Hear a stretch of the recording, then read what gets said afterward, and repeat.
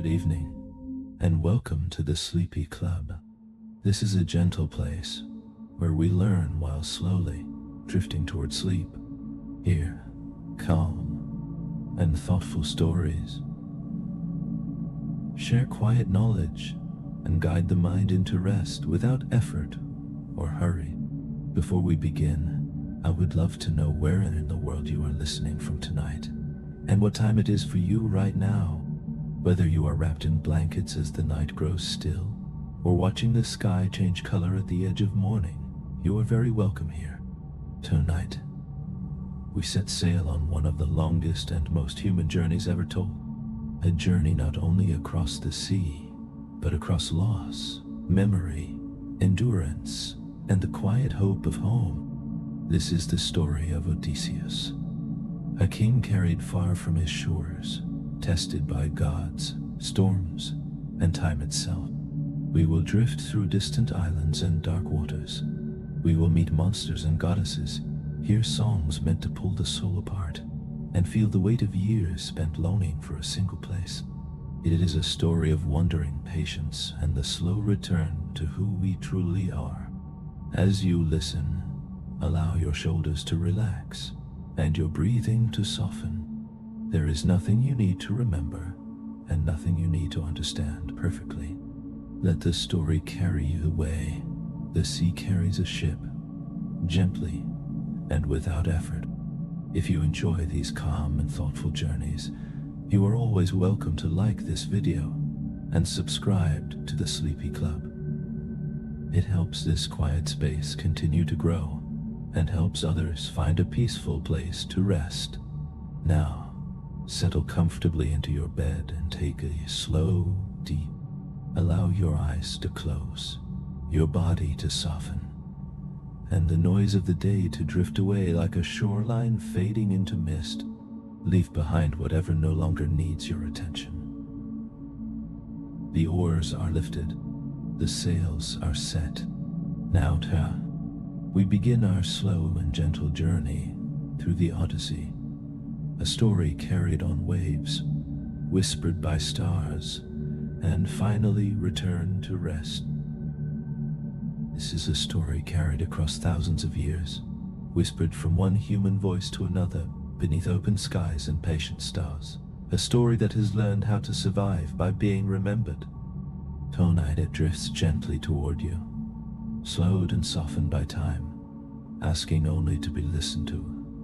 As the world grows quieter, the city burned for days, its destruction unhurried, as if even the fire understood the weight of what it was consuming. Thick columns of smoke rose into the pale morning sky, dark and heavy, curling upward like warnings sent to heavens that did not intervene. The smell of scorched stone and ruined bodies lingered in the air far beyond Ilan, settling into every breath within 100 leagues. Impossible to escape, impossible to forget.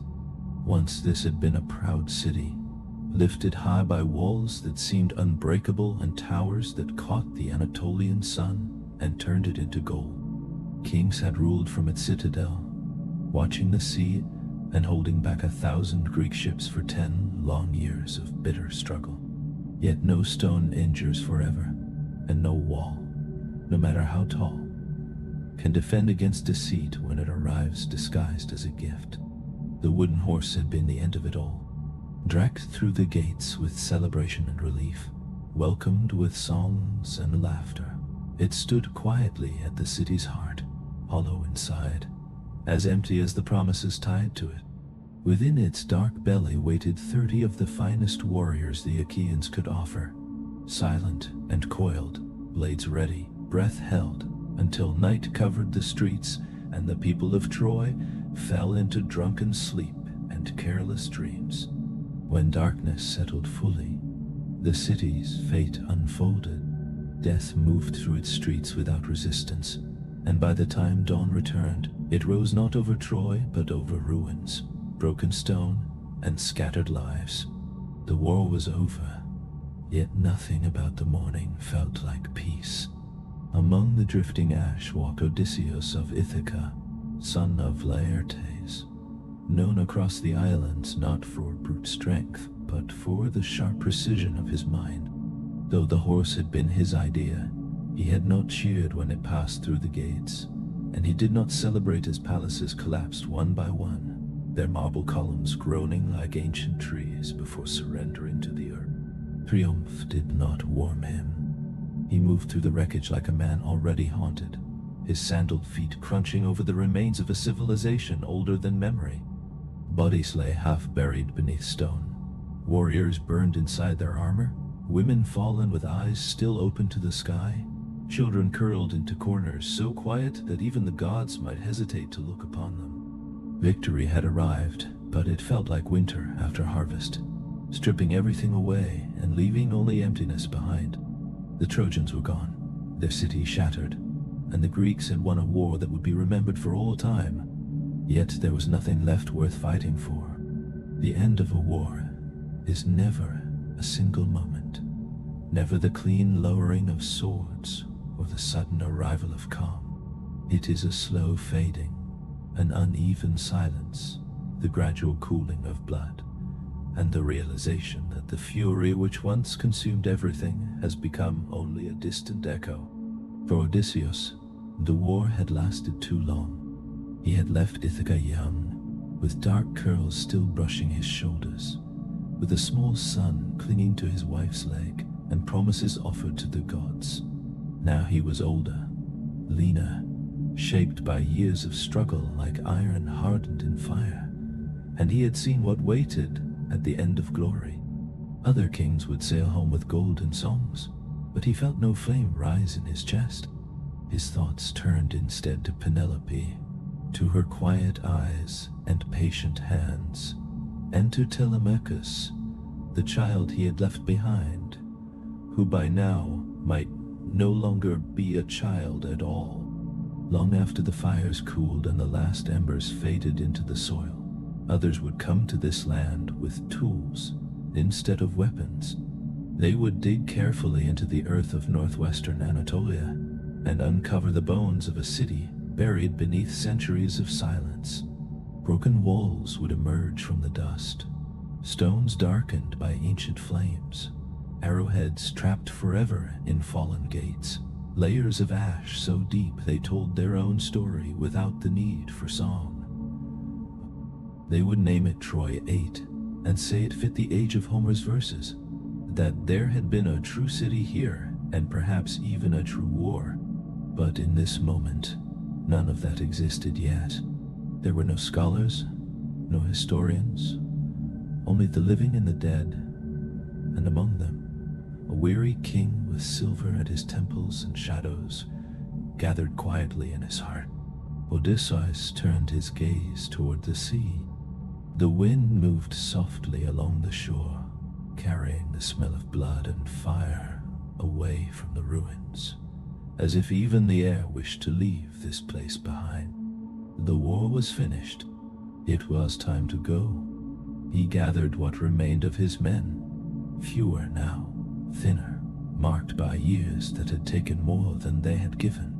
Their ships waited in the shallows, rocking gently, black sails hanging loose, timbers creaking like tired animals at rest.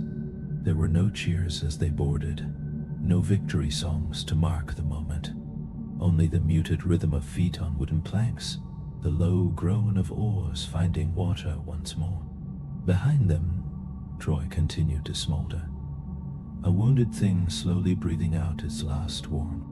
Ahead of them stretched the open sea, wide and unknowable, dark as a promise that could not yet be read. No one knew what the journey would bring, least of all Odysseus himself. And far above, from the heights of Olympus, the gods began to whisper. The sea was calm when they left the shore. It lay before them like a sheet of silver and ash, still faintly stained by the smoke drifting from the fallen city behind. At first, the ships moved slowly, oars dipping into the water with a gentle rhythm that felt almost respectful. There was no laughter on the decks, no celebration. The Greeks had imagined victory would taste sweet, but the ashes of Ilion still clung to their mouths. 10 years of war had ended, yet they sailed not as triumphant heroes returning home. but as men hollowed by time, sacrifice, and loss. The war had taken more from them than comrades and youth. It had taken their certainty. What waited ahead was not peace, but the unknown. No one passes through a decade of blood and fire and returns unchanged. Odysseus stood at the prow of his dark ship, one hand resting on the rail, the other wrapped in the folds of his cloak, his eyes fixed on the horizon, though there was nothing there but the faint meeting of sky and water. His thoughts drifted homeward, toward Ithaca, the rugged island of his birth, with its olive trees and wind-worn hills. The scent of thyme and salt carried on familiar breezes. The pale stones of the palace where Penelope waited, if she still waited. In his mind he saw her standing on the terrace by lamplight, weaving patiently, her fingers steady and practiced, though perhaps now slowed by years of absence. Telemachus, the child he had left wrapped in linen, would be nearly grown by now. Would he recognize his father's face, or had time erased him like a mark drawn in chalk and washed away by rain? The ships moved on. In Poesie, the men pulled at their oars with bodies trained by hardship, their movements guided by long habit rather than hope. The creak of wood and the soft lap of water were the only sounds.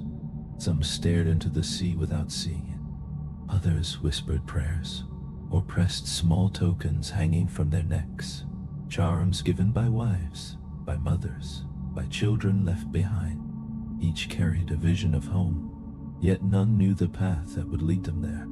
The Aegean was a fickle realm, and the gods more so. Already the harmony of shared purpose was beginning to fracture. What had united them under the long shadow of war was dissolving into pride, rivalry, and quiet resentment. Agamemnon would return to Mycenae with halls filled with treasure and a curse walking beside him. Menelaus would wander far longer than promised, despite vows of swift return. But it was Odysseus who drew the quiet attention of Poseidon, though he did not yet feel it. Beneath the waves, the sea god watched, patient and brooding, like a storm gathering its breath, waiting for the moment it would finally rise. Odysseus the clever, the maker of snares, the weaver of careful untruths, had shaped the fall of Troy in a way no god could overlook. Some among the immortals admired the sharpness of his mind. Others recoiled from it, but Poseidon remembered. For a while the sea god stayed his hand, allowing the ships to move across gentle swells beneath agreeable winds, as if granting a brief mercy. Yet mercy on the sea is never permanent. Stillness is only a pause, never a promise. Even the world itself seemed uncertain in those early days, as though land and sky waited to see which path the returning Greeks would choose. At night, the stars emerged overhead, drifting through constellations long known. Yet something about them felt subtly altered, as if the heavens had shifted while men were busy destroying one another on Trojan soil. The winds arrived softly, warm and slow, like breath across the skin, but always there lingered the sense of something colder trailing behind them, something patient and dark. Odysseus spoke little as they sailed. His commands were calm and measured, given without flourish, yet his thoughts were far from the deck beneath his feet. He understood better than most that this voyage would not be an easy passage. Too many eyes had watched Troy fall. Too many gods had chosen sides. The way home, if it could even be called a way, would be shaped not only by oars and sails, but by fate, resolve, and grief carried quietly within the chest. The men trusted him, though some whispered that the gods had mocked their king. They were not wrong. And so the ships pressed onward, slipping past the capes and islands lining the Anatolian coast, moving into deeper waters where the horizon widened and familiar currents gave way to uncertainty. Each dawn brought a different sky and a different danger. There were no maps for what lay ahead, only old stories passed down beside hearth fires, Tales of drifting islands, of winds that shattered ships in moments, of voices that sang sailors into oblivion. Once those stories had drawn laughter, now they drew silence. At night, Odysseus often stood alone beneath the stars, listening to the wind, waiting for whatever trial would come next. The war was finished, but the journey had only begun. Not long after leaving Troy, the sea itself seemed to grow restless, as though it too had grown weary of bloodshed. Winds shifted without warning. Tides resisted their progress. Sails filled one day, only to fall limp the next. The men grew quiet and uneasy. When at last the black ships reached the coast of Thrace, exhaustion and hunger weighed heavily upon them, and the discipline forged by years of war had already begun to thin. There they found Ismarus, a strong city of the Cyclops, resting between fertile hills and the sea. The land around it was green and generous, its slopes rolling gently down to wind, dark waters brushing a stony shore. It appeared too peaceful to trouble, but peace had become a foreign idea to men who had spent a decade taking what they needed by force. Odysseus did not order them to land, yet neither did he forbid it. That silence was enough. At dawn they came ashore, blades ready, fire in their hands. The Cyclones were caught unprepared, morning mist still clinging to the streets, guards heavy with sleep. The Greeks descended upon them like wolves. Those who resisted were cut down. Others were chased through narrow alleys. Storehouses were broken open, temples stripped of their offerings. Meat stolen from fires not yet cooled was devoured. Wine taken from cellars not yet sealed was poured freely. And captives were dragged toward the shore amid shouts of triumph. It was not the first city these men had taken, and it would not be the last. Yet at Ismarus there was something else in the air, something weighty and alert, as though unseen eyes were already fixed upon them. Odysseus felt it. He urged them to take what was needed and leave, to return to the ships before attention turned fully against them. He had witnessed what pride and delay could bring. He had watched them turn Troy to ash. And still, the men lingered. But the men did not listen. Flushed with victory and dulled by wine, they hungered for one more night of forgetting. Too many companions had been lost, too little treasure taken, and grief twisted easily into recklessness. They laughed at caution, pulled captives close, lit fires along the shore, and filled the evening with song, convinced the sea would wait, convinced the land beneath their feet would remain harmless and still. It did not. At first light, the Cyclones returned, no longer scattered, no longer surprised. They came organized and armed, joined by warriors from the inland hills. The slopes above the shore poured forth men, bronze flashing beneath the rising sun. The attack struck without mercy. Greeks, still heavy with sleep and wine, stumbled to form ranks on the sand. Arrows fell from the ridges. Spears cut through surf and foam. The fighting was swift, brutal, and stripped of any trace of glory. Men who had stood against Troy for 10 long years now fell on the beach, struck down by herdsmen and farmers defending their homes. The tide that once carried them toward fame now threatened to drag them away in shame. Odysseus fought as if seized by something deeper than anger. He gathered the living, forced order where chaos reigned, shouted commands above the clash of steel, and drove them back toward the ships. Shields lifted, oars were seized, and bleeding hands pulled them free of the shore as curses followed from the land behind. They fled Ismarus, carrying their dead with them only in memory. 6 men from each ship had fallen. Their names would never be carved into stone or carried in song. Their resting place was the shallow water, their epitaph the silence that closed over them.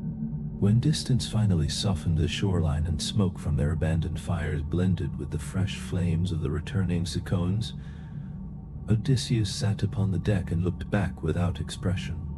There was no triumph left within him, only the cold understanding that this suffering had been earned. They had been warned. The gods did not forget. Ismaros was not punishment, but reminder. The war had ended, yet the ancient laws of blood and consequence still ruled the world. Behind him, the men had grown quiet again. They bound wounds, murmured prayers, avoided one another's eyes. Whatever fierce fire had burned after Troy had faded to embers. The world felt suddenly vast. The sea, impossibly deep, and the path to Ithaca, far longer than any of them had dared imagine. Somewhere beyond the shifting blue, the gods were beginning to stir. In the days that followed, the sea turned strange. The winds did not rage, but moved in unfamiliar patterns, slow and drifting, guiding the ships farther south than any reckoning allowed. The stars overhead seemed subtly misplaced, and the currents flowed as though memory itself had been reversed. No gulls cried above them. No dolphins traced their wake. The men rowed in silence, each stroke of the oars more like ritual than labor, as if they were moving through time rather than water. The sun burned pale and distant, offering neither comfort nor clarity, and hours slipped past unnoticed. Odysseus remained at the helm, eyes narrowed toward the horizon. He felt the change deep within him, not the promise of a storm, but something quieter and more dangerous. A neum of thought, a gentle erosion, a soft forgetting. When land finally appeared, it came without warning. A low, pale coast rose from the water, bleached like bone, lined with groves of unfamiliar trees growing close to the shore. There were no towers, no walls, no smoke rising from hearths, only stillness, as though the island itself slept and dreamed. Odysseus ordered the ships anchored near the shallows. The water lay clear and unmoving, the sand beneath the hulls shimmering like polished glass. He selected 3 men to scout, gave them careful instructions, and watched as they stepped onto the shore. They slipped into the foliage without sound, vanishing as leaves vanish in air without wind. Time stretched. The sun barely shifted, and still the men did not return. When the scouts failed to return, unease settled into Odysseus like a quiet weight. He armed himself and chose a handful of his strongest men, moving inland along a trail of pressed grass and snapped twigs. The forest greeted them with silence that felt watchful rather than hostile. Strange birds perched low on branches, observing without sound. Trees bore unfamiliar fruit, round and softly golden, hanging close to the earth as if offered freely. The air carried a sweetness that felt heavy, scented with honey and rest. They found the missing men beside a pool of perfectly still water. They lay in the shade as though drifting inside a shared dream, eyes half closed, bodies loose and unguarded, faces softened by a gentle joy that belonged neither to waking nor to sleep. When they saw Odysseus, they smiled warmly, yet made no move to stand. One reached out and offered a piece of the golden fruit, his voice slow and soothing, each word settling like a warm stone in a quiet stream. He spoke of the people who lived there, the lotus eaters, who welcomed strangers without fear or demand, offering comfort, food, and a place among them. The fruit, he explained, was their gift and their way of life. It was not nourishment, but forgetting. With a single taste, sorrow loosened its grip. With a single taste, the war dissolved into nothing. The long road to Ithaca no longer mattered at all. Odysseus met their eyes and understood. They had eaten the fruit, and it had quietly unbound them from memory, from longing, from the pull of home. They would not resist. They would not run. They would not even ask to remain. They simply existed, content and unanchored. Cold sensation crept beneath his armor. This was no poison of the body. It spared flesh and breath, yet destroyed the will, and that was far more dangerous. Without hesitation, he seized the nearest man by the tunic and dragged him from the grass. The others stirred and protested weakly, voices thick with peace. But Odysseus silenced them with the command of a king and the urgency of a father. His men obeyed. They bound the dreamers and carried them back toward the shore, as the captives wept and begged to remain, calling the fruit by names that sounded like lullabies remembered from childhood. The sailors waiting by the ship stared in confusion as their companions were hauled aboard like cargo. Only when Odysseus ordered the sails raised did they see his expression. The hard set of his jaw, the knowledge in his eyes, and they followed him without question. The wind returned as the anchors lifted, as if the sea itself had waited for the choice to be made. As the island receded into mist, Odysseus stood at the stern and watched without speaking. The bound men cried for what they believed they had lost, unaware that it had never truly belonged to them. There was no evil on that island, only something gentler and more treacherous, a kindness without memory, a peace without roots. The Lotus Eaters knew neither war nor longing, but neither did they remember their own names. That night the sea rolled softly beneath the hull, and the stars blinked overhead like the eyes of ancient gods. Odysseus remained awake. Sleep did not come. He thought of Penelope, of the child he had not seen in 20 years. He thought of fallen friends, of wrecks yet unseen, of trials still waiting in the dark. He thought of the fruit and how easily it could silence everything.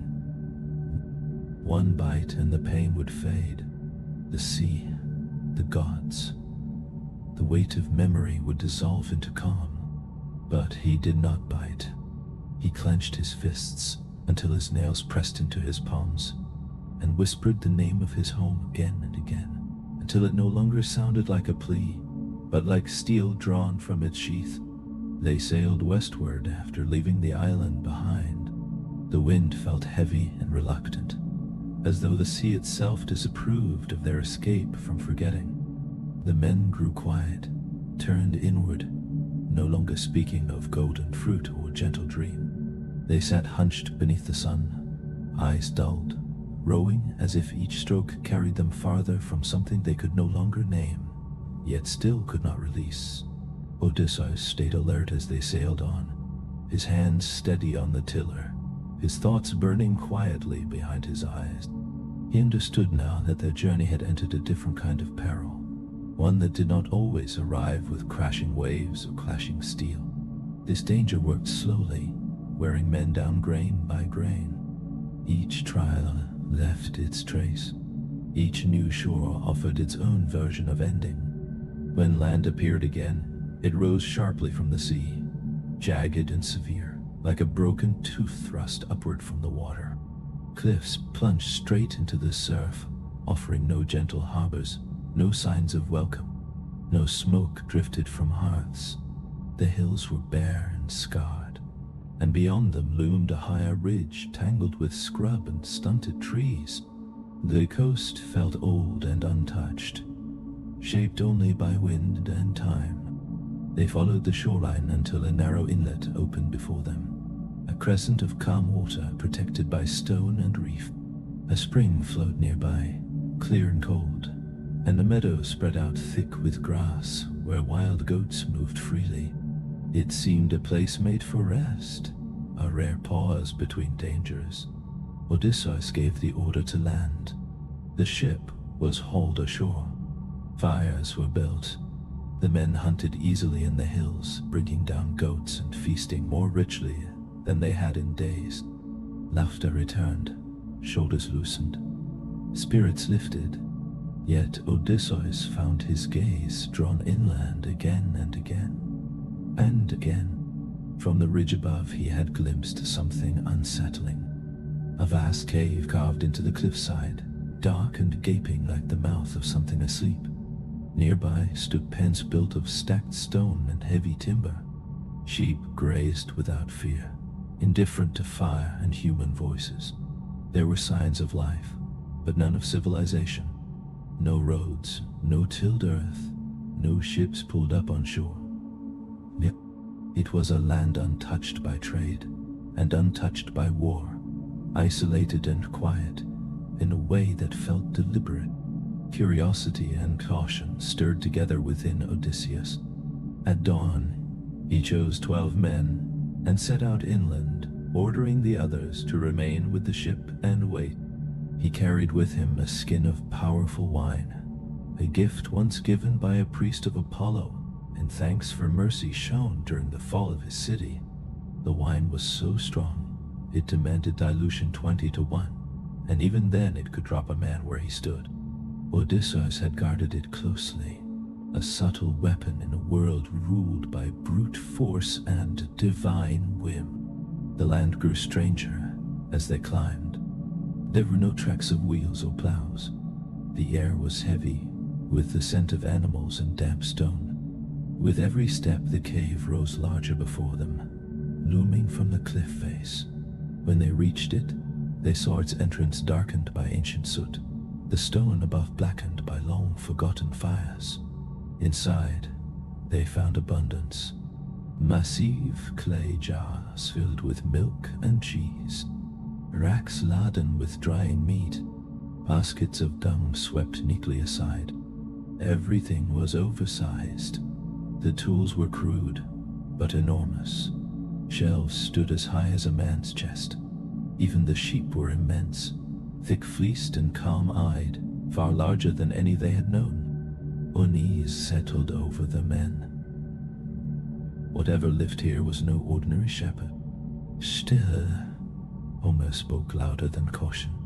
They lit a fire, cut into the cheese, and waited for the owner to return. He came at dusk. The sound of his approach alone turned their blood cold. Stones shifted beneath his steps as if they were loose gravel. The sheep entered first, docile and bleating softly. Then the shadow filled the mouth of the cave. The giant stood nearly as tall as the roof, broad as 2 oxen yoked together. His features were rough and uneven, shaped more by earth than by craft. But it was his single eye that held them frozen. One vast eye set in the center of his forehead, dark and gleaming with a dull, watchful awareness. He moved with deliberate calm, rolling a massive slab of stone across the entrance, sealing the cave shut with a force that would have taken all the men together to match. Then he turned toward the firelight and saw them. There were no greetings, no questions, no ritual of welcome. The Cyclops, child of ancient powers in deep stone, reached down and seized 2 men before the others could react. He smashed their bodies against the rock as if they were nothing more than tools dropped carelessly, then devoured them raw, bone and flesh alike, blood spilling down his chin like dark wine. And in that moment the cave became not shelter, but prison. The Greeks cried out and scattered into the darkness, but the shadows offered no refuge. The stone sealed the entrance. There was nowhere to flee. They were trapped inside the den of something older than memory itself, and the only thing standing between them and death was the quiet intelligence of their captain. Odysseus spoke no words that night. He watched as the giant collapsed into sleep, his massive body slack and glistening with blood, his breathing rumbling through the cave like a distant eruption. The smell of wine and slaughter hung thick in the air. Odysseus studied him carefully, turning a fragile plan over in his mind, shaping it piece by piece. There would be no battle here. No blade or spear could harm a creature like this. Strength would fail. Only cunning remained. When dawn came and the Cyclops stirred, beginning his morning as though nothing had changed, milking his sheep and taking another Greek for his brutal meal, Odysseus stepped forward. He carried the wine. He bowed low, his posture humble, his voice calm and measured, speaking as a wandering stranger with nothing to offer but a gift. The Cyclops drank. Conti. The taste pleased him. He demanded more. Odysseus poured again. And again. The giant's speech grew thick. His breathing slowed. His great eye drooped as the wine pulled him downward into stupor. Before sleep fully claimed him, he asked the stranger his name. Odysseus smiled, a smile sharp and hidden, and answered that his name was Nobody. The Cyclops laughed and promised that nobody would be eaten last. When the giant finally collapsed, sunk deep in drunken sleep, Odysseus gathered his men. He revealed the steak he had prepared from a young olive tree, sharpened and hardened by fire. They heated it until it glowed red, until the air around it shimmered. Then, together, with every ounce of strength and terror they possessed, they drove it into the single eye of the sleeping monster. The sound that followed was thick and splitting, like green wood torn apart. The Cyclops screamed. The cave shook as he thrashed, roaring in agony, smoke and blood pouring from the ruined socket. His cries echoed through the hills as he called for his kin, the other Cyclops who lived nearby. They answered from beyond the stone, shouting questions into the dark. Blind and raging, the giant howled that nobody had hurt him, that nobody was killing him. Hearing this, the others cursed him for his drunkenness and abandoned him to his pain. Odysseus and his men waited through the long night as the Cyclops stumbled and raged, groping blindly for them, his hands sweeping through empty air. None dared sleep. Fear held them upright and silent. At dawn, the Cyclops rolled the stone aside to release his flock. Odysseus moved quickly. He bound his men beneath the bellies of the largest rams, securing them against the thick wool. He himself clung beneath the greatest of them all, still as breath. The blinded giant stood at the cave mouth, running his hands over the backs of the sheep as they passed, searching for men. He felt only wool and muscle. One by one, the animals moved into the light, carrying the Greeks with them. Once outside, they cut themselves free and ran for the ship, or struck water. The vessel lurched forward, pulling away from the shore with desperate speed. Then Odysseus stood at the stern. He could not restrain himself. Pride rose within him like a sudden tide. He shouted back toward the cliffs, calling out his true name, proclaiming his victory, demanding that the Cyclops remember who had taken his sight and tell his father, the god of the sea. The Cyclops roared, lifting his arms skyward, and called upon Poseidon to curse the man who had blinded him. Far beneath the waves, something ancient began to move. The ship fled the shore as fast as the oars could drive it. The men rowed with the urgency of those who had looked into death and escaped only barely. Behind them, the cliffs of the island loomed gray and broken in the morning light. Smoke still drifted from the cave. The wounded cries of the Cyclops echoed faintly across the water. No one spoke. Hands bled from rope burns. Backs ached. Skin burned and bruised. They were alive. For now, that was enough. Then Odysseus stood at the stern, the sea opening before him, unaware of how dearly his name would cost him. The wind pressed from behind and the sails began to draw full, the ship settling into a steadier motion, the worst of the danger seeming at last to fall away behind them. Odysseus turned his gaze back toward the shore, toward the dark mouth of the cave that had nearly consumed them. and something restless stirred within him. He lifted his voice, not in farewell, but in declaration, speaking his own name, a name that had once carried weight among kings. He named himself Odysseus, son of Laertes, ruler of Ithaca, and commanded the monster to tell his father, who had blinded him, who had made him cry out in pain.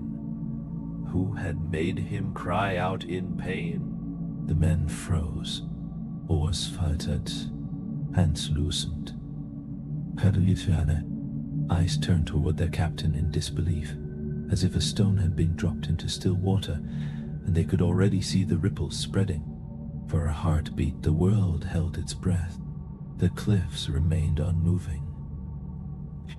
The waves whispered softly against the hull. Somewhere inland she bleated, unaware. Then the sound came. A roar like splitting mountains, thick with rage and suffering, bursting from the island and crashing across the sea. The Cyclops had heard, and he had called to his father, Poseidon, the Earthshaker, Lord of the Deep, brother to the rulers of sky and underworld, god of salt and storm and long memory. The sea that moments before had lain smooth began to tremble. Winds twisted upon themselves. Clouds gathered where none had been. The water beneath the ship seemed to draw in a vast unseen breath. The sky darkened to the color of iron, and every man aboard felt the cold certainty settle deep within his gut that the sea would never again be a place of safety. Poseidon heard the curse of his son, shouted through blood and shattered teeth. He offered no answer in words. He did not need to. His reply came in turning tide, in the sudden lurch of the ship, in forces felt but never seen. It showed itself in the tightening of Odysseus' jaw, in the way his eyes searched the horizon for storms that had not yet taken shape, but surely would. He understood what he had done. His pride had cut deeper than the stake driven into the Cyclops' eye. He had named himself before the gods, and gods do not forget. That night they found no harbor. Winds drove them south, then east, then back toward the west, as though the sea itself wavered in its intent. Stars vanished behind drifting clouds. The moon appeared thin and sharp like a blade before slipping away entirely. Men clung to the rails and murmured prayers to deities who gave no answer. Some wept quietly, some cursed aloud. All of them looked again and again toward Odysseus. It was he who had led them to Troy, he who had guided them out of the Cyclops cave. And now it was he who had spoken too boldly, who had drawn the anger of the god who ruled the waters, carrying them onward. Odysseus did not sleep. He stood at the stern, one hand locked around the tiller, the other gripping his cloak against the wind. His face revealed nothing, as hard and unreadable as the cliffs they had escaped. He said no word, but within him shame burned hotter than the pride that had kindled it. He had bested a monster, yet forgotten that monsters have fathers, and that divine fathers possess patience, reach, and memories without end. When dawn came, rising behind veils of mist, the sea lay calm once more. But it was a quiet that promised nothing. It was neither peace nor mercy. It was the stillness before the storm. And Odysseus, still far from Ithaca, felt it deep within his bones. A boundary had been crossed that could not be undone. The sea would rise against him again and again, not because he had erred in ignorance, but because he had spoken his name in triumph. And above all else, the gods do not forgive mortals who forget their place. The sea offered them no true rest, only brief mercies that felt like pauses rather than forgiveness.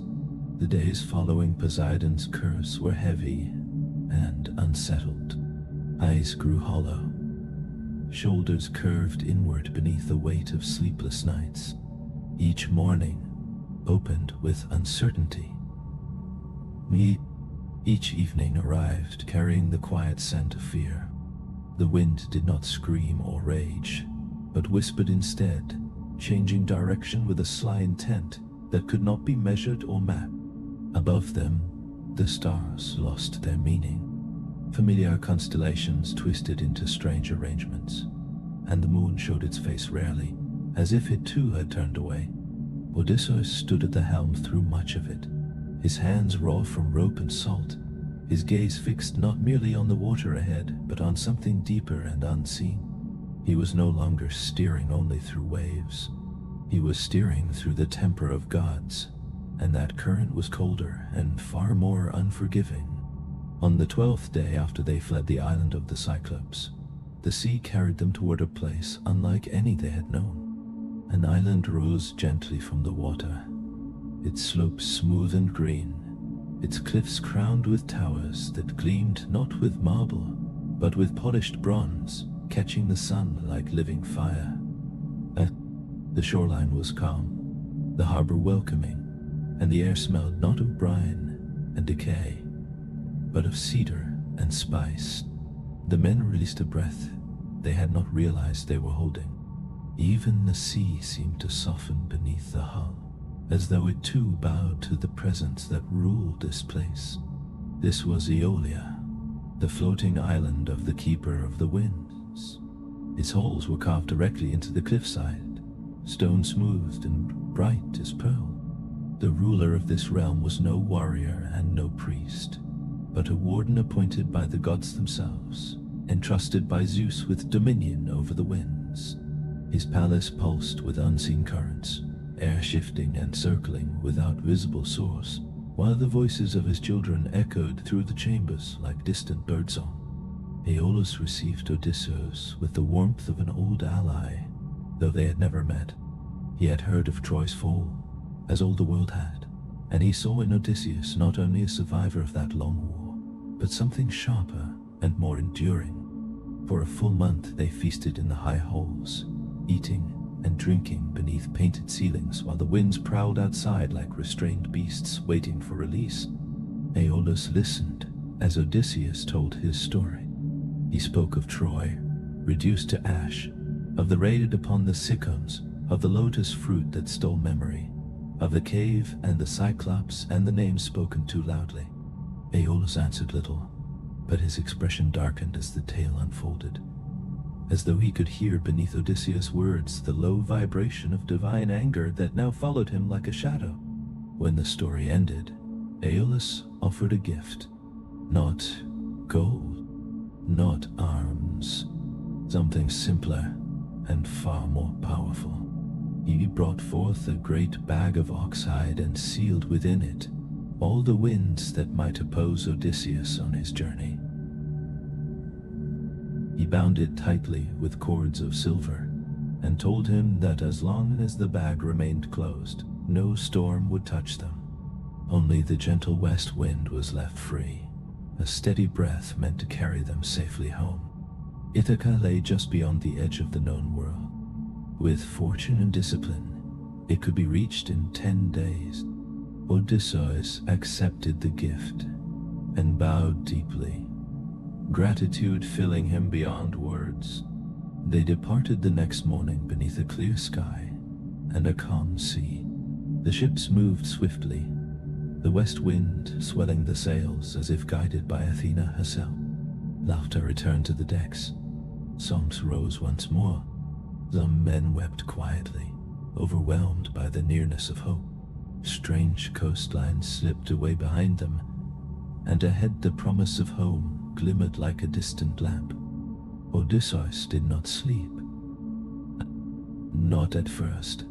He kept the bag close, bound securely to the mast with a knot no man could loosen without a blade, watching the horizon as the wind carried them onward, closer and closer to the shores he had dreamed of for so long. The men asked what treasure the bag contained, but Odysseus answered only that it was a gift meant for the gods and nothing more. Days passed beneath the steady pull of the west wind, and exhaustion crept quietly into his limbs. When Ithaca drew close enough that its pale cliffs shimmered faintly through the morning haze, no more than a breath on the horizon, he allowed himself to rest. His eyes closed, and with them closed the last door of caution.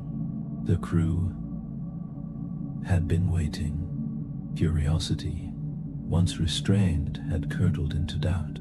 The bag was never opened. Odysseus guarded it more fiercely than gold. In hushed voices, the men spoke among themselves. Surely it held treasure meant only for him, spoils taken from Troy and hidden away. Wealth enough to buy 10 kingdoms, enough to live as kings while others rode and bled. In the deep hours of night, while Odysseus dreamed of Penelope's arms and the sound of Telemachus's voice, 2 men crept to the mast. A blade flashed softly, cords were cut, and the bag fell open with a low groan. The wind screamed as they were released. The ship lurched violently. The sky darkened in an instant. The sea rose with a rage it had not shown for weeks. Waves broke across the deck. Sails tore and snapped. Men were flung from their benches as the world turned wild around them.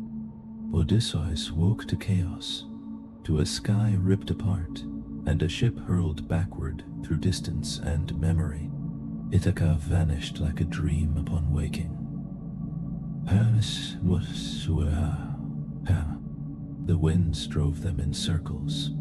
They slipped past, each one unraveling hope a little more. When at last they reached the island of Aeolia again, battered and hollow with hunger, Odysseus climbed the hill alone. He carried the empty bag in his arms like a dead child. Aeolus met him at the gate and understood before a single word was spoken. He shook his head and stepped aside.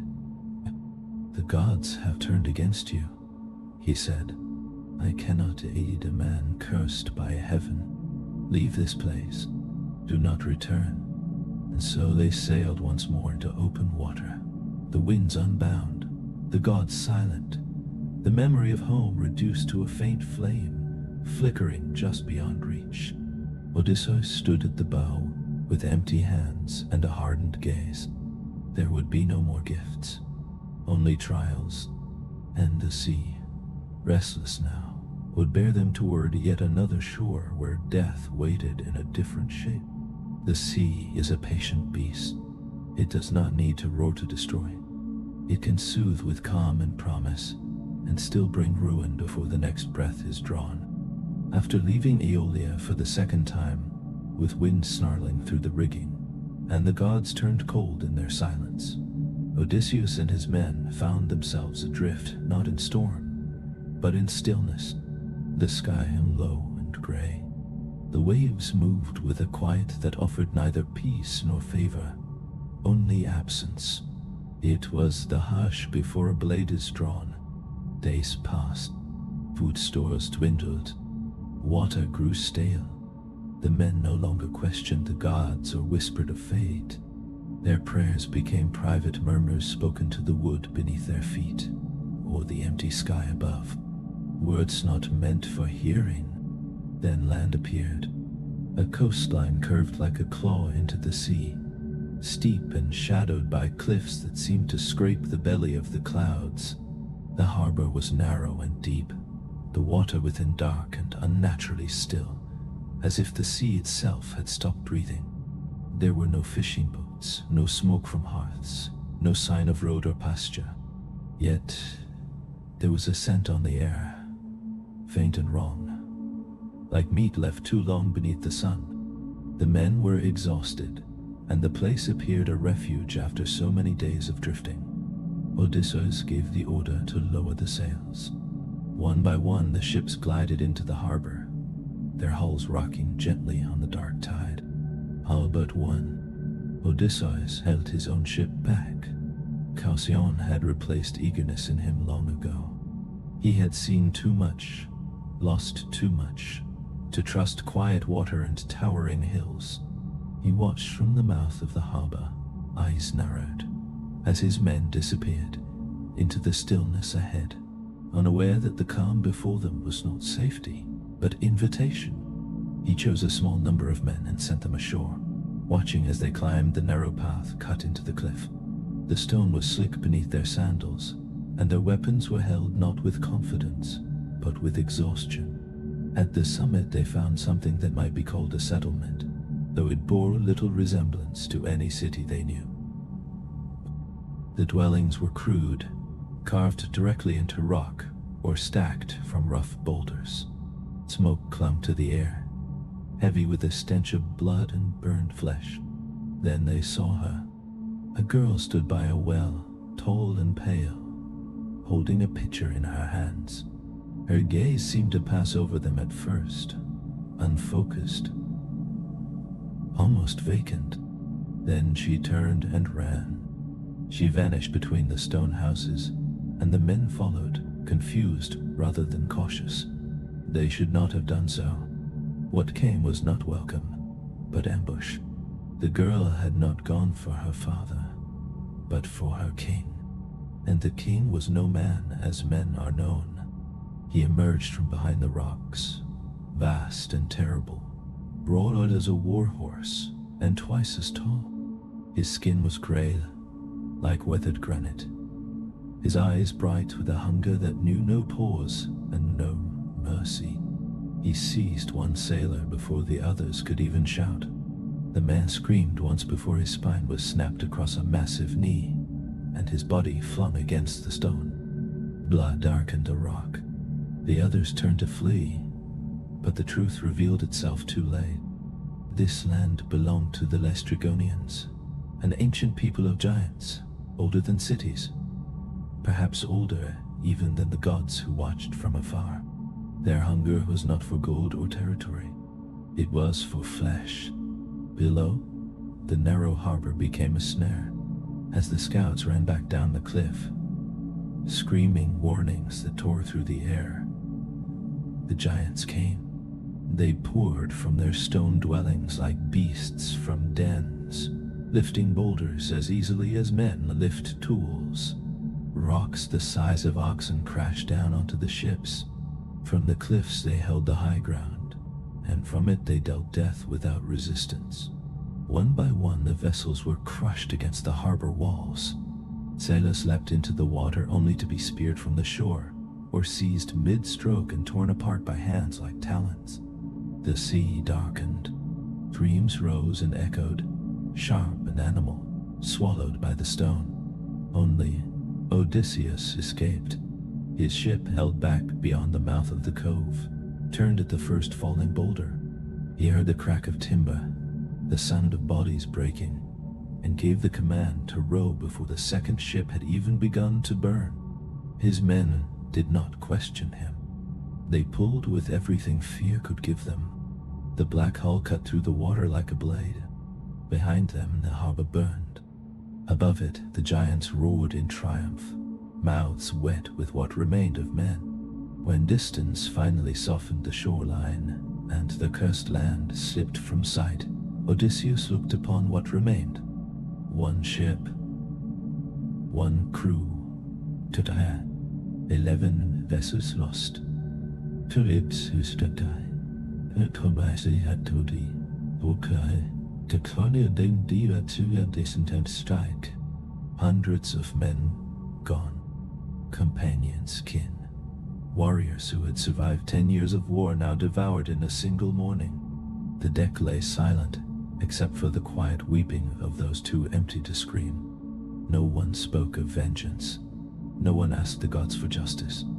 They had seen monsters before. They had endured storms, curses, and divine cruelty. This was different. This was not punishment or legend. This was hunger, simple and real, and it had stripped them down to nothing but survival. That night, Odysseus stood alone at the prow. He did not speak. He did not cry. He listened to the sea and the slow breathing of the wind. Above him the stars returned one by one, indifferent and distant. He counted the dead by the weight pressing against his chest. And when the first light of dawn brushed the eastern sky, he turned his face away. The gods had taken much, But they had left him one thing still: the journey, and he would carry it to its end. The sea did not answer him. It only watched. After the slaughter at Telepilos, after the echoes of screams faded, and the cliffs of the Laestrygonians vanished like a nightmare, dissolving into fog, the survivors sailed on in silence. Only a single ship remained. One hull carried what was left of an army that had crossed half the known world and endured the fire and ruin of Troy. The men drifted across the deck like shadows, skin drawn tight over bone, eyes sunk deep and dark. The wind moaned softly through the rigging. The timbers creaked beneath their feet, and no sounds felt more alive than the men themselves. Even Odysseus, who had endured every horror with unbending resolve, now stood at the prow like a figure carved from grief. He did not sleep. He did not eat. He stared into the distance with the stillness of someone who expects nothing and fears everything. It was no longer any hand on the rudder that chose their path. The sea decided for them, and days blurred together in hunger and unease until land emerged from the mist, faint at first, like a memory from a story heard in childhood. The island of Aea lay before them, low and green, wrapped in forests of oak and cedar, its hills veiled in thin smoke. The shore was gentle. The harbor lay wide and calm. Birds circled overhead, and the air smelled rich and alive. It looked like a place untouched by danger. But after Telepilos, the men no longer trusted what they saw. They beached the ship and stepped onto the sand with the caution of soldiers entering an unseen battlefield. No drums sounded, no weapons were raised, yet they had learned that danger often wore a beautiful face. They made camp along the shore, gathered driftwood for fires, and hunted inland. Deer and boar were plentiful. Soon flames crackled and meat roasted, and slowly the men began to speak again. Their voices were rough from disuse. Laughter returned in broken pieces, hesitant and unsure, like a bird testing its wings after a long winter. Still, Odysseus remained apart. Ease unsettled him. He watched smoke rise into the sky and thought of the gods, of Poseidon's anger, and of the road that still stretched endlessly before them. The island was too untouched, too whole. It had known neither war nor ruin, and that alone made it suspect. On the third day, he sent scouts inland. He chose 20 men and placed them under the command of Eurylochus, the most cautious of his lieutenants. They followed a narrow path into the hills, crossing streams that murmured over stone and passing trees that swayed without wind. Birds did not flee from them. Animals did not scatter. It was as though the island did not fear men, or had no reason to. At the crest of a hill, they found a house, unlike any they had seen. It was built of smooth polished stone, roofed in copper that caught the sunlight, and gleamed like a jewel set upon dark velvet. From within drifted the sound of singing, a woman's voice, low and sweet, threading strange words into the air. The men hesitated. Eurylochus urged caution, but hunger and curiosity pushed others forward. They knocked. The door opened, and there stood Circe. She was beautiful, as stories would later say. But beauty alone did not hold them still. It was the calm in her eyes, the untroubled stillness of her face, the way she looked at them, as if their lives were already known to her, unrolled and read. She smiled and invited them inside. Her hall was warm and bright. Tables were set with food. Wine shone red as garnet in golden cup. One by one the men entered. Only Eurylochus remained outside. He watched the door close. He heard laughter rise within. He waited. They did not return. Fear took hold. Eurylochus fled back down the path, heart pounding, breath ragged. When he reached the ship, he was pale and shaking, words tumbling over each other in panic. Yet the truth was clear enough. The men were gone. The woman was no woman, or if she was something far older and far crueler. Odysseus did not hesitate. He strapped on his sword, settled his shield across his back, and began the climb toward the house on the hill. He went alone. The wind lifted his cloak behind him like wings, and the ground itself seemed to follow his passing in silence. Along the path, a figure appeared before him, youthful and bright-eyed, wearing the shape of a mortal traveler. Odysseus knew at once this was no ordinary man. Hermes, the swift messenger of Olympus, stood in his way. The god spoke without ceremony, his words both warning and aid. The woman who ruled this place was Circe, daughter of Helios, kin to witches and shapers of dark spells. She had not killed the crew. She had changed them, turning them into animals, pigs that wandered her pens and fed from her hand. Yet Hermes brought hope. Poseidon. From within his cloak he drew a single plant, black-stemmed, its pale flowers shining like snow against shadow. Moly, he named it, a gift that would shield him from her magic. "Take it," he said, "and her charm will not bind you." Odysseus accepted the gift and continued on. When he reached the door, he knocked once and stepped inside. The hall was warm and bright, rich with the scent of cooked meat and heavy perfume. Circe sat at the head of the table, watching him with calm curiosity, her smile impossible to read. She offered him a cup. Her silver wand stirred the drink as her lips whispered words meant to bend the will. She placed it in his hand. He drank. Nothing changed. She rose and moved toward him, lifting her wand to strike, but Odysseus drew his sword. The blade flashed and stopped at her throat. The room froze. Time itself seemed to pause. Then Circe laughed, not in mockery, but with something like relief. "You are not like the others," she said. Odysseus lowered his sword, breath heavy in his chest. She swore him no harm. She kissed his hand and offered peace. The spell was undone. The men were restored. Those who had wandered her pens returned to human form, stumbling and blinking as though dragged from deep water. They had not known they were beasts. Their minds had been clouded by instinct and haze. Now memory returned, and with it shame. They remembered laughter in her hole, the sweetness of wine, the warmth of her gaze. They remembered how willingly they had trusted. That was the cruelest part. Circe stood before them and asked forgiveness. Her voice was soft. Her eyes were clear. Whether the sorrow she showed was true or carefully learned, no man could say. Odysseus did not raise his blade again. He sheathed his sword and accepted her hospitality. Perhaps he had seen too much cruelty to recognize it when it wore gentleness.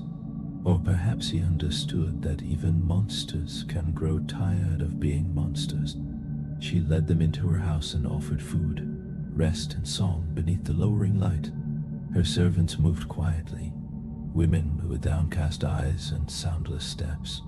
The house itself seemed alive, breathing around them. Tapestries covered the walls.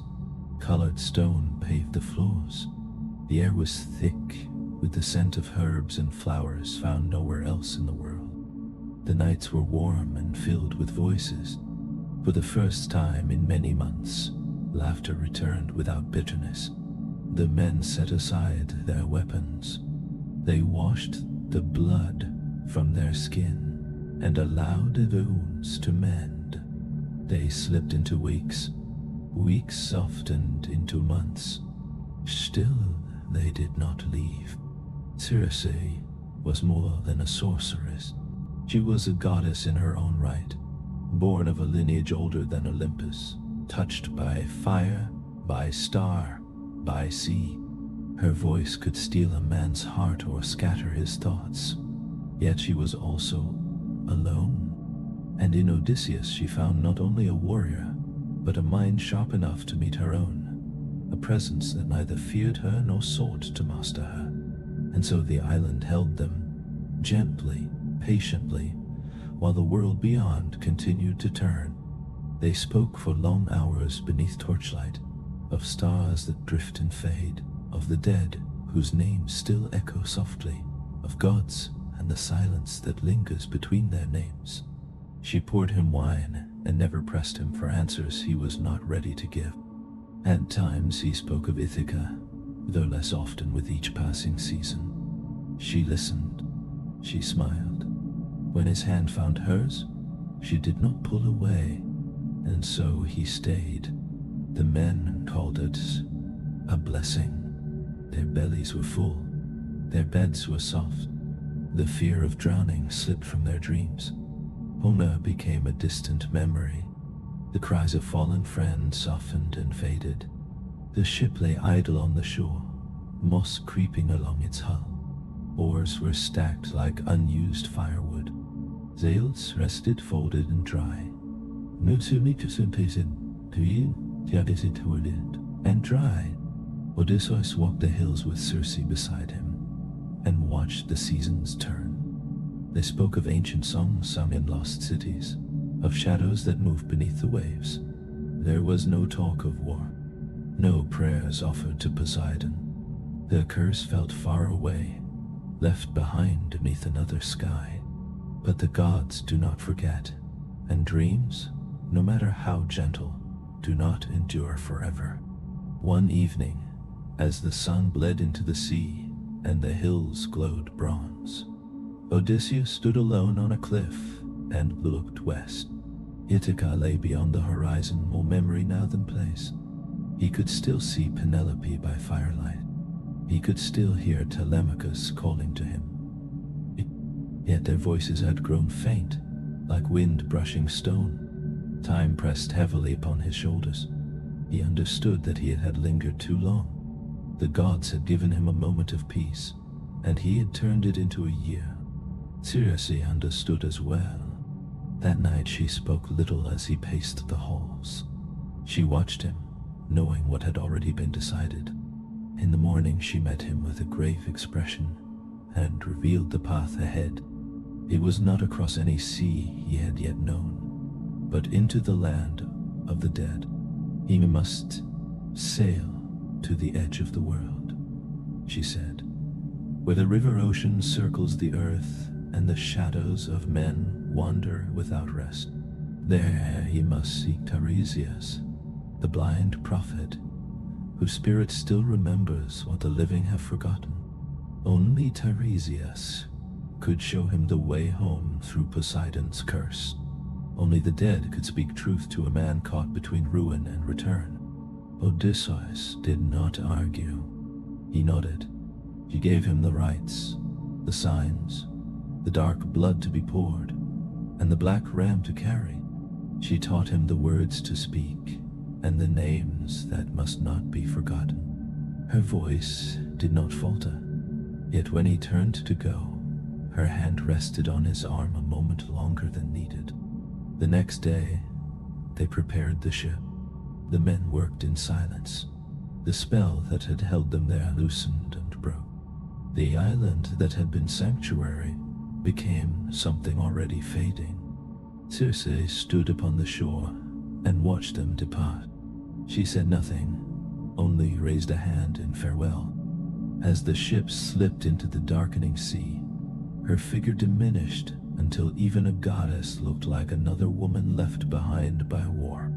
The sea grew colder as they sailed into the farthest reaches of the world, where no sun warmed the water, and no stars lingered long in the sky.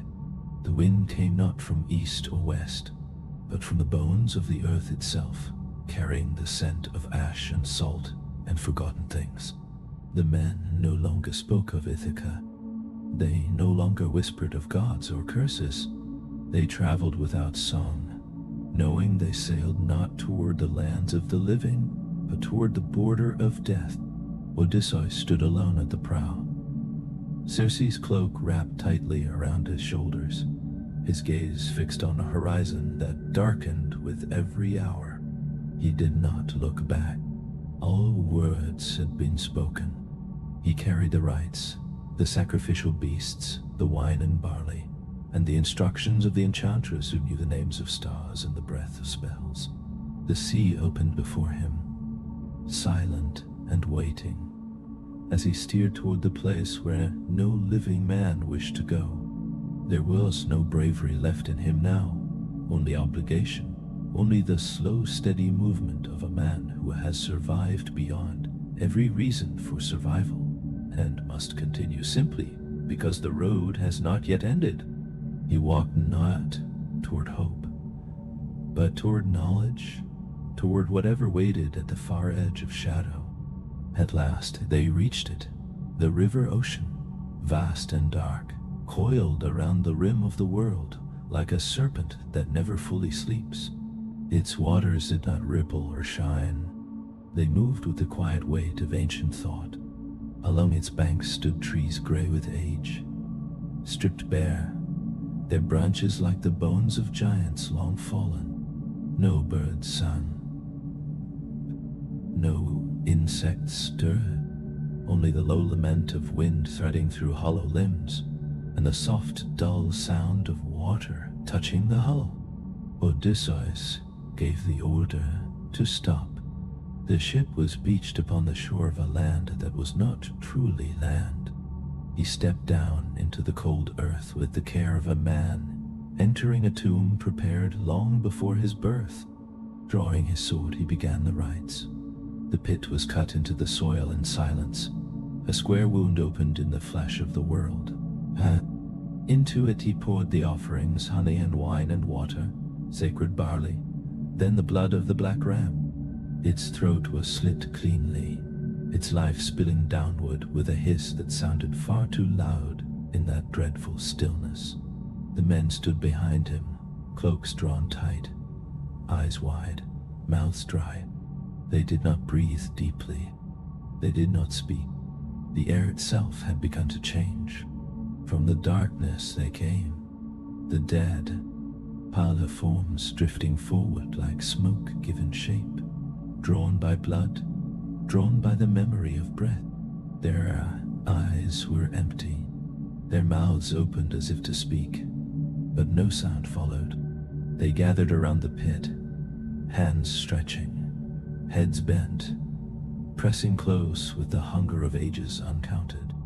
Odysseus stood guard at the edge, sword raised, holding them back. His voice carried low and steady into the gloom as he called for Tiresias, the blind prophet, son of Evrus, the one who knew the paths even gods did not name aloud. But Tiresias did not come first. The shades passed before him one by one, faces he knew too well, names etched into him deeper than scars. Elpenor appeared, the youngest of his crew, the boy who had drunk too deeply in Circe's hall, and fallen from the roof in his sleep. His neck snapped like a green branch. Elpenor did not beg for vengeance. He asked only for rest. "Do not leave me unburned," he said. "Do not let me wander without peace. Build me a mound. Place my oar upon it." Odysseus promised. He carried the boy's name within him and sent him gently back into the dark. Then another figure rose, a woman tall and still, bearing a quiet dignity that cut deeper than grief. His mother, dead before his return, dead without knowing he still lived. Her eyes held something older than sorrow or anger, the long silence of waiting. She spoke of Ithaca, of Penelope still at her loom, faithful and worn thin by years, of Telemachus grown from boy to man without his father's guidance. She spoke of the suitors who filled his halls, feeding on his absence like carrion birds. Odysseus broke then. He wept, not as king or warrior, but as a man who had not understood how much had been lost behind him while he kept moving forward. He reached for her, desperate, but she slipped through his arms like mist through reeds. The dead do not hold the living. They remember them. And then Tiresias came. Nestadiga. Elos. The prophet stood tall and spare. Though his eyes were closed in death, his face carried a terrible clarity. He stepped to the pit and drank the blood. And when he spoke, his voice held the weight of ages. He told Odysseus what must be known, not what was desired, not what was hoped. The road home would not yet end. It would remain long and bitter, and marked by suffering. Poseidon's anger would not fade easily.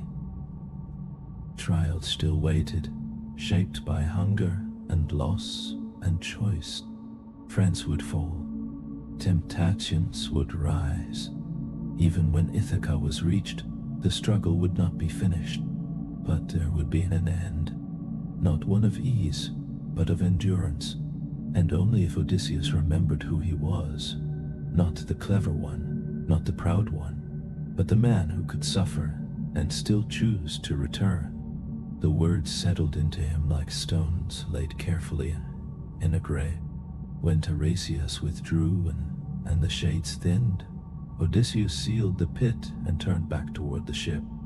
Dawn had not come. It might never come to this place, but the living still waited, and so he went back to them, carrying the knowledge of the dead and the weight of everything that still lay ahead. The anger of Poseidon was not finished. The sea would not forgive. The prophet had spoken of Thrinacia, the island of the sun, where sacred cattle grazed and no hunger, no matter how sharp, could excuse a mortal hand that reached for them. He had named Scylla and Charybdis, one waiting with teeth and hunger, the other with a mouth of water that swallowed the world.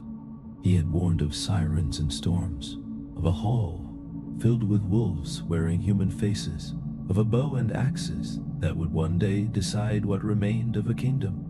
And at the very end, beyond all struggle, he had spoken of death, not a violent end beneath waves or steel, but a distant death, far from the sea, a gentle passing, a quiet closing after peace had been earned, and the world had learned to speak his name less often. That would be the reward. That would be the rest. The wind rose. The river groaned. The dead stirred, drawn closer by the warmth of living breath. Pale hands reached from the dark. Mouths opened wider, yearning. Odysseus stepped back, sword raised, and ordered his men to retreat. Together, they fled the pit, leaving the blood to soak into that haunted shore, leaving the dead to their endless remembering. They ran to the ship, cast off, and the sea accepted them again, colder than before, but familiar now in its indifference. The world of the living closed around them like a heavy cloak. Odysseus did not speak. He sat at the stern and stared toward the horizon, while behind his eyes the shades of the dead continued their slow procession. The voice of the prophet echoed within him, and the scent of blood clung to his hands as though it had seeped into his skin. The journey would go on. The gods demanded it. Yet something within him had shifted. He had walked among the dead and met their gaze.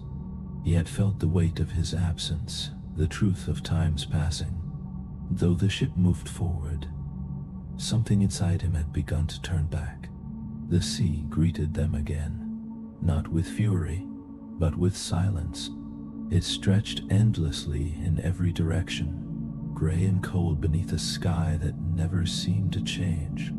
The wind moved through the sails without promise, without joy. Odysseus sat at the prow like driftwood shaped by long water, his eyes hardened by memory and prophecy. The words of Tiresias clung to his thoughts like dust in a tomb. What lay ahead would not test strength, but restraint. Not courage, but wisdom. Not speed, but the endurance of broken men who still chose to follow. He understood now that suffering was not the mark of failure. It was the cost of return. Home was no longer something to be seized. It was something to be endured toward. As they sailed away from the black shore where the dead had whispered and wept, Circe's island appeared once more on the horizon. Faint and distant, like a dream dissolving in morning light. They landed only long enough to keep a promise. Stones were gathered. A mound was raised above the surf.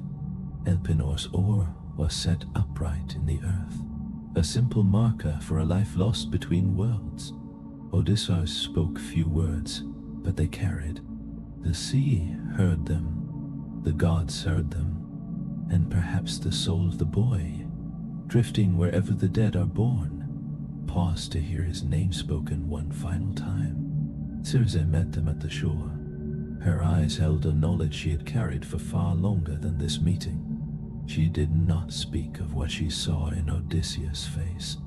Instead, she spoke of what waited ahead, of dangers without names, of beings born not from gods, but from the spaces between their breath. She drew lines in the sand with a stick, tracing paths and warnings as the surf hissed around her. There would be sirens, she said, voices sharp as bone and sweet as honey. They would not lure with the hunger of the body, but with the deeper ache of the soul. They would sing of secrets, of truths never meant for the living, of answers that unmake the one who hears them. And the sea, listening quietly beside them, did not deny her words. No man who heard the sirens ever turned back. They left their ships willingly, arms reaching into empty air, smiles resting softly on their faces as they slipped beneath the surface and vanished. Knowing this, Odysseus prepared with care. He ordered wax softened by flame and pressed into the ears of every man aboard. He alone remained exposed. He had himself bound upright to the mast, ropes drawn tight until they bit into his skin, and his arms burned with pain. He commanded his crew that no matter what words he spoke, no matter how he screamed or pleaded, they were not to free him. The ship moved forward into waters unnaturally still. The air grew dense, heavy, as if thought itself had thickened. There was no land, no birds, only drifting mist, and then the sound. It was not one voice, but many. Not one song, but every song that had ever been sung. It filled all space at once, leaving no echo because there was nowhere for it to return from. It spoke of home, of mothers waiting by warm fires, of lovers holding out their hands, of children whose eyes already knew his name. Odysseus cried out. He sobbed. He begged his men to release him. He strained against the ropes until the flesh of his wrists tore and blood ran down the mast. Still the crew rowed on, faces blank, ears sealed, hands moving with unthinking discipline. The sirens appeared at last, pale and beautiful and terrible, perched upon rocks gleaming white, with the bones of those who had dreamed too deeply. Their song shook the sea itself. Then, as the ship passed beyond their reach, they fell silent in an instant. The silence struck like a blow. The spell shattered. Odysseus sagged against the mast, emptied of voice and strength, and he did not speak again until the island dissolved back into mist.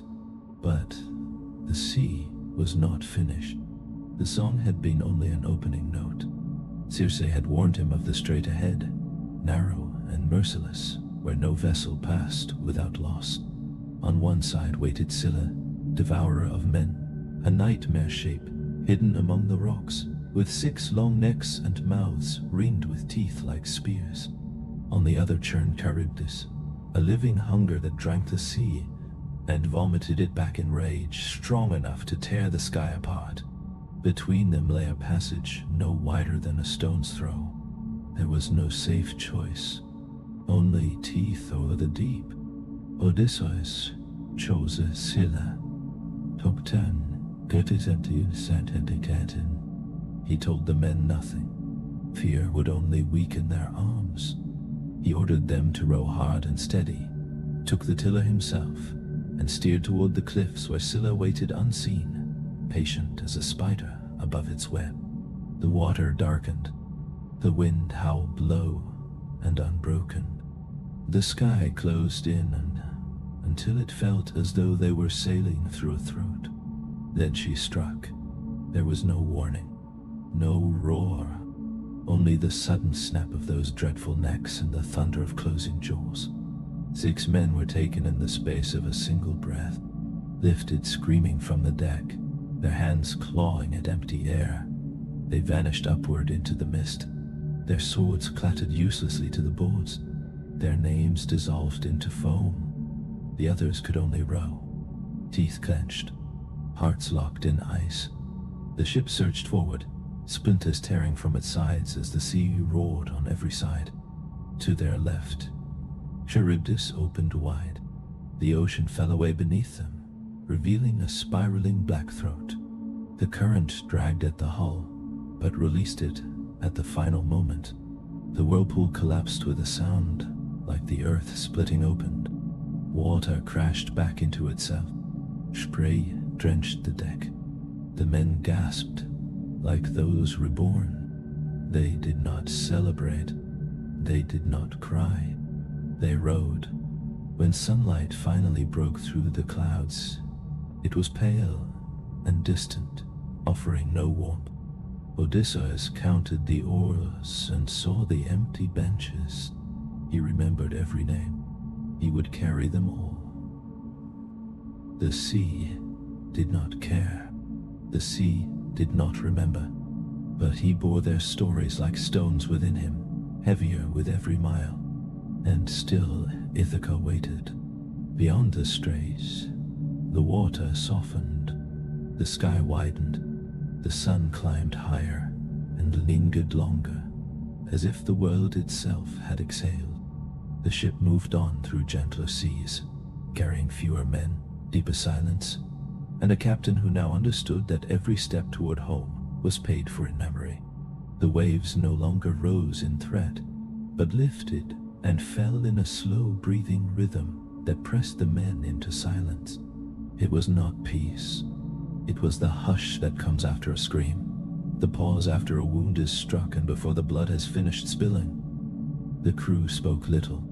They worked in steady motion, eyes burned by sun and loss, bodies thinned by hunger and grief.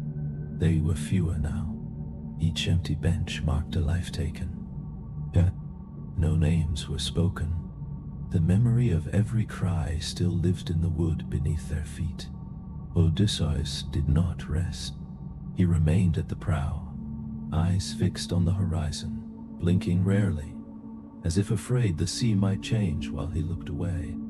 The knowledge given to him by Tiresias and Circe weighed on him like a stone bound to his chest.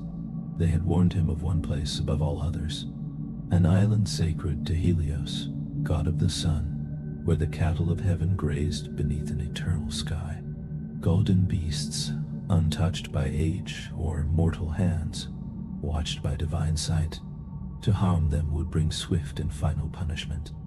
No prayer would be heard. No god would soften the blow. The warning had been clear. To kill one would be to strike the sky itself. Yet men are fragile, and hunger cuts deeper than steel. As they sailed, a wind rose, harsh and unyielding, driving them from their course.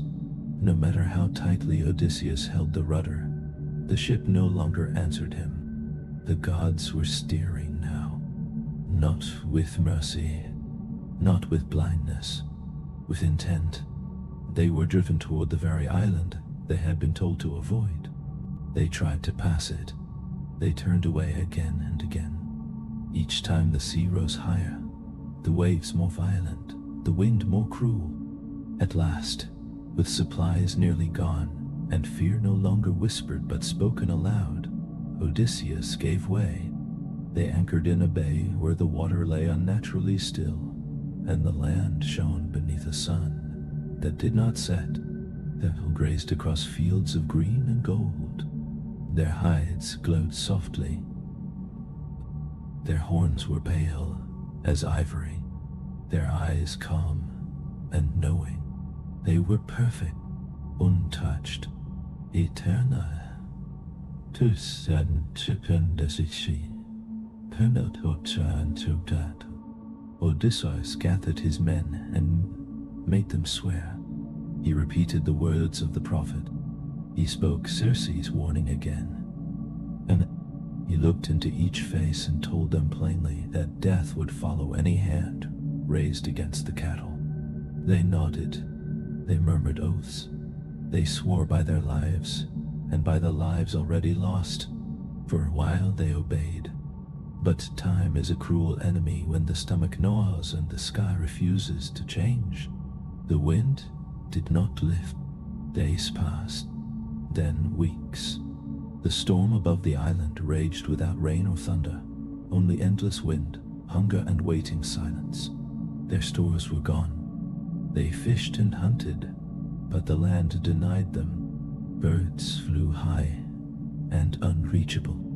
Trees bore fruit too bitter to swallow. Even the air felt weighted, as though the god who ruled this place watched patiently, waiting for them to fail. And in the end they did. It happened while Odysseus had wandered inland, seeking solitude, or perhaps one last answer from the gods. In his absence, Eurylochus stepped forward. His voice was smooth, his eyes dark with resolve. Better to die at sea for disobedience, he said, than to waste away like animals beneath an open sky. What god would demand suffering when abundance stood before them? These were not mortal beasts. They were sacred. Their flesh might not decay. Their meat might save them. This was not rebellion. It was necessity. And so they killed. They chose the finest cattle, golden hides, Perseushoden penna, tons, broad backs, calm eyes that did not flee. They built a fire. They spoke prayers. They dressed the act as ritual. But the heavens were not deceived. It was only a thin veil laid over a crime already known to the sun. The scent of roasting meat rose from the island and drifted upward into the high, clear air, reaching the path of the sun as it crossed the sky. Helios saw what had been done. He halted his blazing course and turned his gaze toward Olympus, his anger bright and cold. He demanded justice, and he spoke without softness. If Zeus would not punish those who had slaughtered what was sacred, then he would carry his light down into the underworld and leave the world in endless night. The gods listened, they understood, and the judgment was given. Odysseus returned to the shore and knew the truth before a word was spoken. The laughter of men rang out, thick with false relief. The smell of cooked flesh hung heavy in the air. His anger did not burn. It settled. Quiet, certain. There was no need to shout at men already condemned. The oaths had been broken, the warning ignored. What remained was only the shape of the punishment, and the knowledge that it would not wait long. They sailed again beneath a sky that no longer remembered kindness. The storm that had bound the island lifted the moment the ship left the shore, as if the winds themselves had only been waiting for the crime to be completed. The sea stretched wide and smooth ahead of them. Too smooth. The air lay thick and unmoving. Clouds drifted slowly, unnaturally slow. No gulls followed. The sun blazed overhead, harsh and merciless, its light scorching rather than warming. There was no joy in the wind, only silence. In that silence, Odysseus felt the gaze of the gods. Not all of them, only one, Helios. The anger of the sun was not loud. It was patient. Divine punishment does not rush. It waits. It waits until hope returns, until men begin to imagine home again, until they speak of Ithaca and hearth fires and familiar voices calling from the shore. The men laughed softly. They sang low songs. They called the horizon beautiful. They believed the curse had passed them by. Odysseus did not join them. He sat beneath the mast, hands folded, eyes dark and knowing. He had learned the rhythm of divine cruelty. The gods did not forget. They waited. And when the moment came, it came without mercy. The sky split open like bone. Clouds darkened in an instant, twisting into a storm without center or edge. The sea rose in silence, then struck all at once. Waves towering like mountains and racing like arrows. Wind screamed. Water boiled. Lightning tore through the mast and set the sail aflame. The ship convulsed like a wounded animal. Oars snapped. Planks shattered. The deck broke apart beneath the men's feet. One by one, they were hurled into the sea, swallowed by the depths that had always waited for them. Their cries were brief. They did not return. Odysseus clung to a broken spar as the remains of his ship scattered across the water, like bones across a battlefield. Around him the sea roared, wave upon wave colliding in blind fury. The storm did not hurry.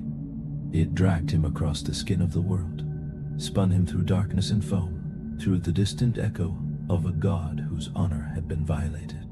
There was no rescue, only endurance. At last, when the ship was nothing but fragments and every other soul had vanished beneath the surface, the storm loosened its grip. The waves eased. The clouds broke apart. The sea returned to its calm, indifferent state, as if nothing had occurred, as if the destruction had been no more than a passing mood. Only Odysseus remained. He drifted alone upon the water, clinging to shattered timber, carried by the tide like a piece of driftwood, too stubborn to sink, breathing still, watching the sky, knowing that the journey was not yet finished. He drifted for days, and time loosened its grip on him. The sun burned without mercy. Salt crusted in his eyes and on his lips. His skin blistered and split. Homer gnawed at him until it became a dull companion. Sleep came only in shivers and half-dreams, moments where waking and memory blurred together. Faces returned to him again and again. Oihulochos, Perimedes. The boys from Ithaca who had once laughed at his stories by firelight. Now they were nothing but foam and echo. He spoke their names softly to the sea, but the sea did not answer. It had already taken what it was owed, yet the gods were not finished with him. One island remained. One final trial. One last turning of the story before the tale could rest. For now, Odysseus drifted alone beneath a sky too bright and a sea too wide. Not yet dead, not fully alive, carried by currents toward a fate he could no longer see, but could still feel like the cold breath of something waiting just beyond sleep. He drifted for 9 days and 9 nights, though the number held no meaning, for a man who had lost ship and crew and measure. The sun rose and fell without his notice. He clung to the wreckage by instinct rather than will, eyes cracked and burning with salt, body surrendered to the rhythm of the deep. The waves bore him as they would bear any body, swaying him gently, cradling him without care. Rain passed over him. Heat followed. Silence stretched. Storms whispered and moved on. Between long blinks he saw fragments of memory. Penelope alone at her loom in the great hall. Telemachus walking the shore of Ithaca, calling out for a father whose name had become a question. His men before Troy, whole and laughing, still believing in return. One by one, the images faded like breath on glass, until only the weight of his own breathing remained. He did not pray. The words had left him. It was the sea that chose to spare him, or perhaps a god whose name would not be spoken. On the 10th day, his broken body was carried ashore onto the island of Ogygia, a place untouched by war or counting, hidden within the folds of the world where no map could reach. The sand was pale and soft. Trees bent under the weight of ripe fruit. Veins spilled down cliffs in green ribbons. Birds sang songs no soldier had ever heard. The air was rich with flowers blooming out of time. There were no bones here, no ruins. As truth, mate. No echoes of screams. Only the quiet abundance of a paradise that did not need to remember the names of men. And there, she found him. Calypso, daughter of the gods, born of sea and twilight.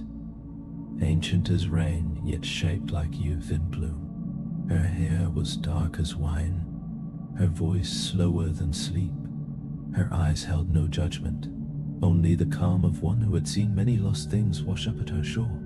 She lifted him without effort and carried him to her cave, a hollow of stone woven with ivy and light, warmed by hidden pools and scented with sweet smoke. She washed the salt from his skin, wrapped him in clean linen, laid him upon a bed of moss. The wind sang softly around him, and for the first time in many days, he fell into dreamless rest. For 7 days and 7 nights he did not wake. When at last his eyes opened, he saw her face and believed he had crossed fully into death.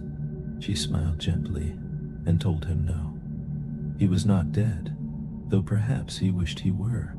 Strength returned slowly, like an old tree remembering how to bloom. His limbs steadied, his breath deepened. He ate the fruit of her trees and drank from springs so clear the sky rested in every drop. But his skin healed. The ache left his bones, but something deeper did not mend. Each morning he sat at the mouth of her cave and watched the sea, as if it still owed him an answer. Calypso brought him food and sang to him in the evenings, melodies slow and deep as water beneath moonlight. He ate little. He did not sing. When she asked what he searched for in the endless blue, he answered with a single word, Ithaca. She did not recoil, but the light in her eyes dimmed, as though a cloud had crossed the sun. She offered him more than shelter. She offered him herself, a place beside her beyond time, a life untouched by war or grief, an existence without age or sickness, held forever in the arms of one who could not die. No pain, no kings, no gods pressing their will upon his back. Only the two of them on an island that never changed. She told him he was loved. She told him he had suffered enough. She told him the world of men had taken everything it could from him. And perhaps she spoke truth. Perhaps the gods had no mercy left. Perhaps Penelope was gone, or worse, given to another. Perhaps Telemachus no longer remembered the sound of his name. And perhaps Ithaca itself had faded into story. Still, Odysseus refused. Each morning he returned to the same rock and faced the west, not because he believed, not because he hoped, but because to stop would mean surrender, and he had endured too much to surrender now. Even in paradise, his heart beat for a home that might no longer exist. Calypso said nothing more. She watched him as one watches a flame burn low, knowing it will fade, yet unable to turn away. She did not plead. She did not rage. She waited, far above the gentle waters of Odyssey, beyond cloud and wind and mortal breath. Olympus shimmered in gold and firelight, in halls beneath ceilings, bright as hammered bronze and columns carved from the bones of the world. The gods observed the mortal realm. Some laughed, some plotted. Most had long forgotten the name of Odysseus. Years had passed since Troy burned, years since ships shattered on distant shores, years since heroes turned to salt and silence beneath the waves. But the gods grow bored, and boredom among immortals is dangerous. It draws their gaze downward. It stirs old games. It resurrects forgotten names. When Odysseus was spoken again, it did not pass unheard. Athena had not forgotten. The gray-eyed goddess of wisdom and war had watched him in silence as he wandered from island to island, bleeding, losing, shedding fragments of the man he had been. She had spoken for him before. She had been denied. Zeus had called it balance. He had called it justice.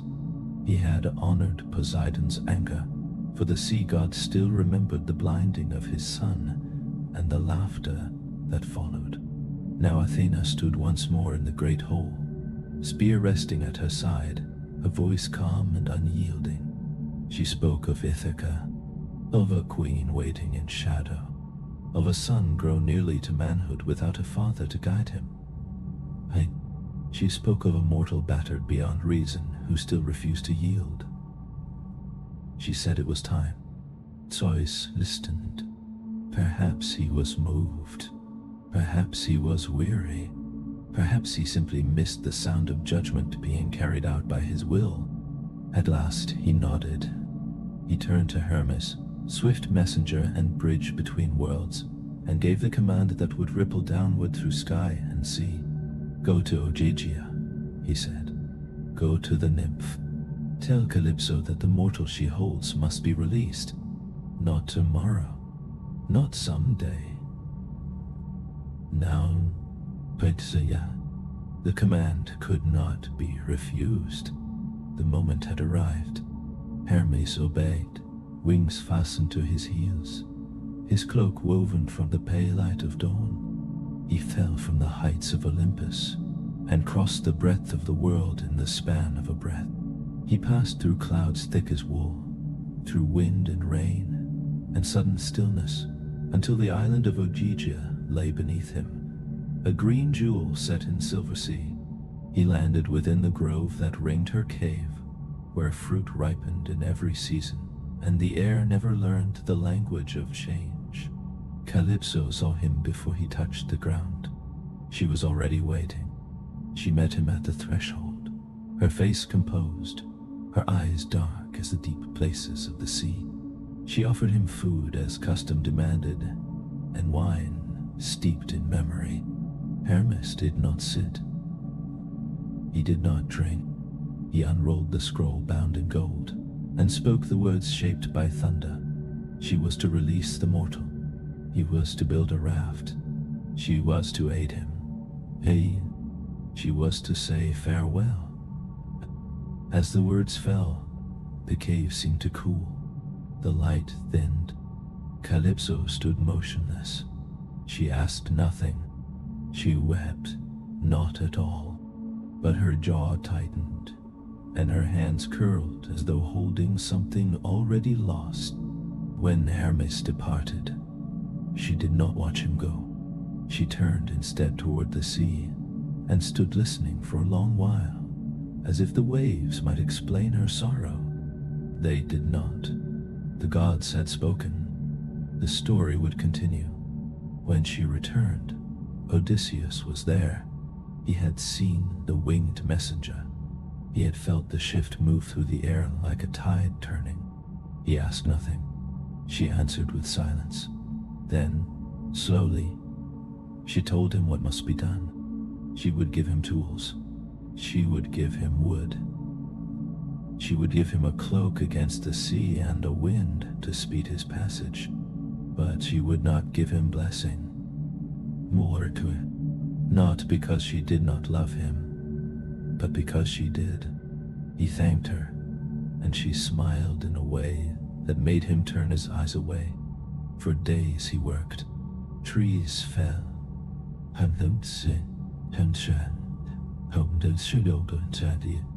Timbers were shaped. Ropes were knotted.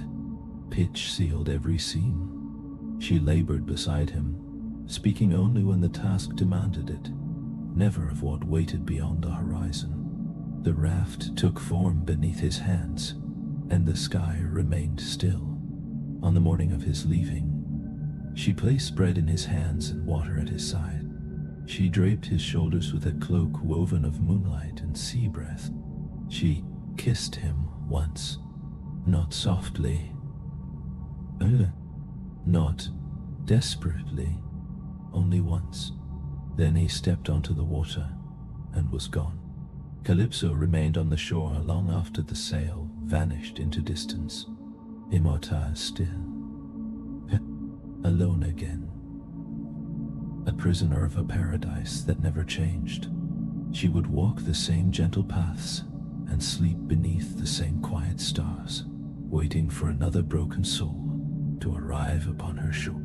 The raft crept across the open sea, a fragile lattice of wood bound by resolve and longing. It groaned with every swell, its ropes sighing like old men in restless sleep. Yet it held, it floated, and for a while the sea allowed it, not with kindness, but with restraint. The wind Calypso had breathed into the sail carried him westward, always westward, toward the idea of home. Odysseus stood beneath the open sky, hands raw from rope, eyes bleached by light. There was no shelter, no shade, only salt and sun, and a thirst no water could truly quiet. He ate sparingly. He drank in silence. He slept beneath the stars, waking often with dread, sharp as a blade beneath his ribs. It was not the sea he feared. It was what waited within it, for Poseidon had returned. The god of the deep had wandered far while Odysseus drifted and healed. He had feasted among distant peoples, scattered storms across other waters, ignored the quiet counsel of Athena and even the word of Zeus. But when he came back and saw the mortal once more, the same Ithacan who had blinded his son and mocked him as he fled, gliding across his realm again, something ancient stirred. Poseidon rose from the depths in a chariot of foam. Kelp clung to his beard. His eyes were dark with the weight of every sailor lost beneath his waves. The sea trembled around him, and the sky began to break. He did not shout. He did not curse.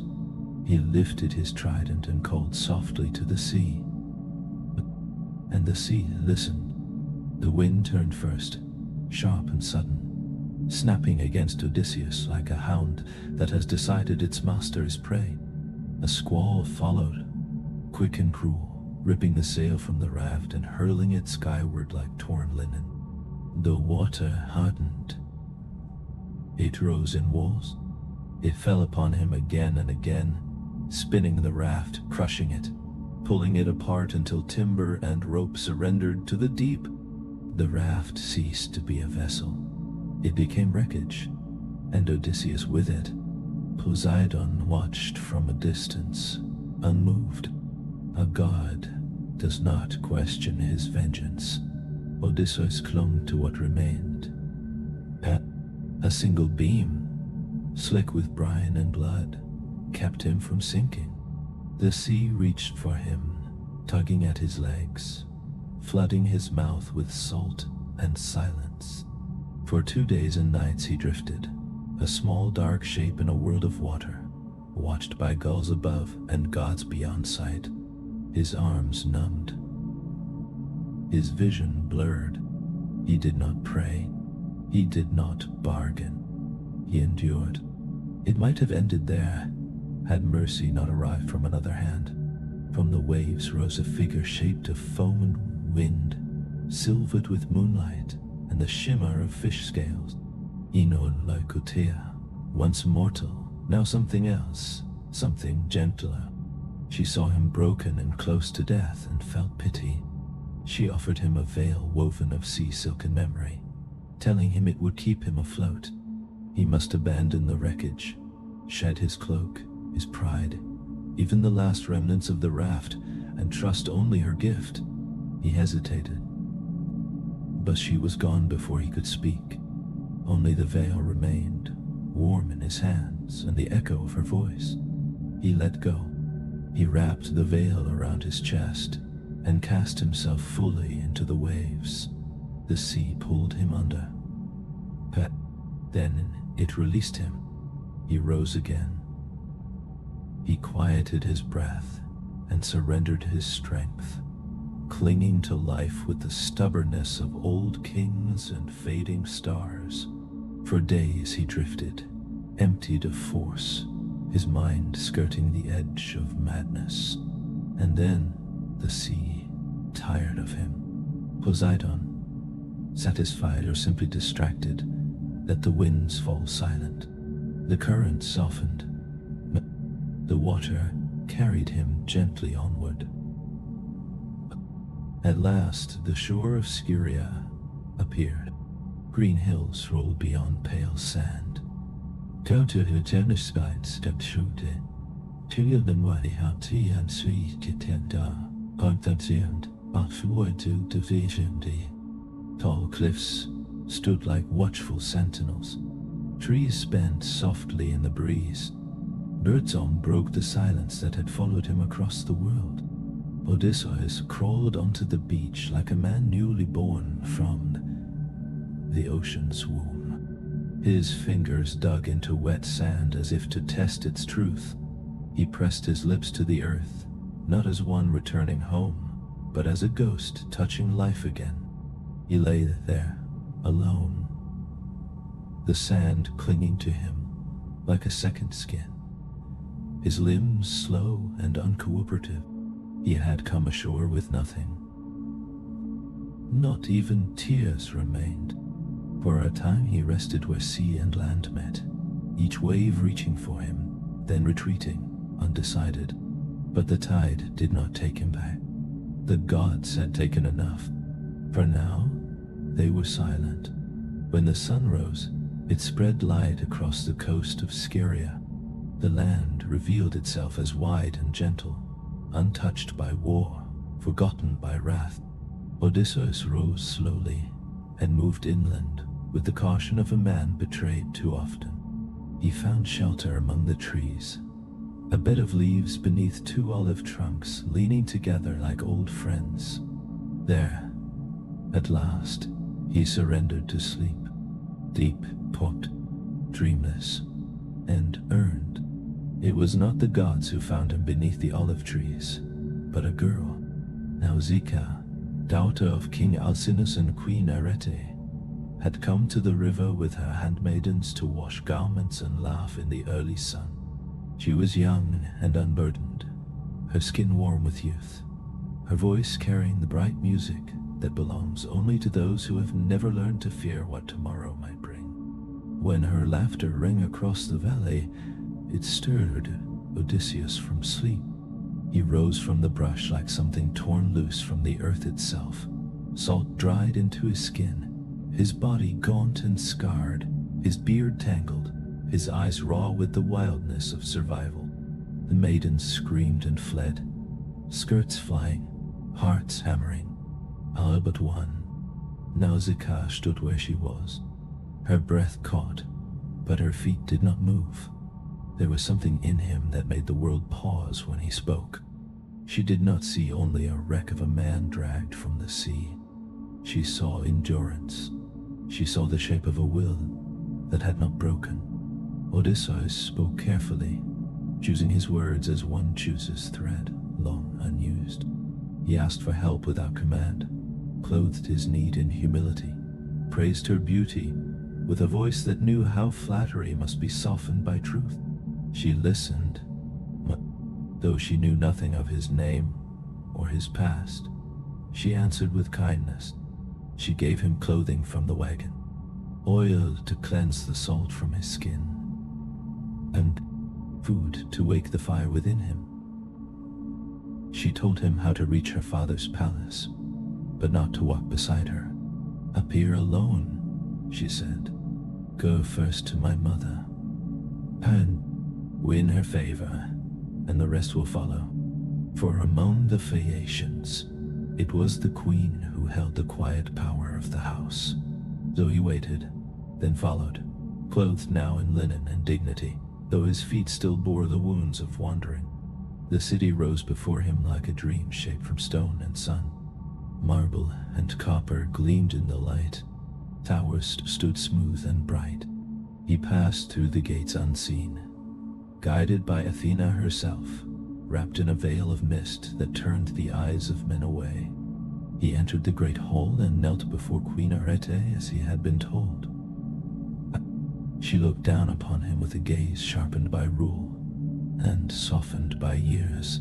She saw the wear etched into his skin, the ache that lived behind his voice, and she listened. Odysseus did not give his name. Not yet. He spoke instead of storms and distant shores, of gods who blessed and punished, of a man who desired home more than comfort. Food and wine were set before him. When the mist fell away, the court began to whisper. He carried himself not like a beggar, but like one born to command. His words bore the weight of sorrow and authority. This was no castaway. This was a guest shaped by fate. At last, King Alcinous rose, a ruler of peace and ships of swift hulls and gentle harbors. He asked plainly whether the stranger wished to be taken home. The Phaeacians were masters of the sea. A crew could be gathered, a ship prepared. But first, he said, they wished to know the man who sat among them. Who was he? Where had he wandered? What had he endured? Firelight danced across Odysseus' face.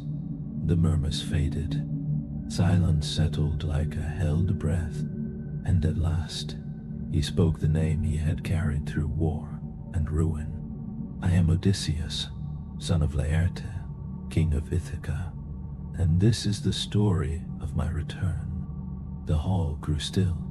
It was a name that had traveled far, spoken by bards, whispered in foreign markets, carried across seas by rumor and wind. A name wrapped in reverence, fear, and doubt. Some believed it belonged to a man long dead. Others thought it had grown into myth alone. Yet here he stood in the firelight, eyes lined with salt and years. Hands that had once held spears now wrapped around a cup of wine. A king without a throne. A survivor, asking only for the road home. And as the Phaeacians listened, they understood that the longest part of his journey was already behind him, and the final crossing was about to begin. The court leaned forward, not with hunger, but with the quiet reverence given to an ancient song newly sung by the one who had first lived it. Odysseus drew a slow breath.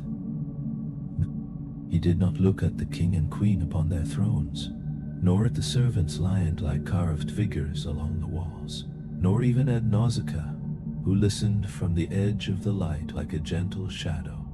His gaze traveled farther.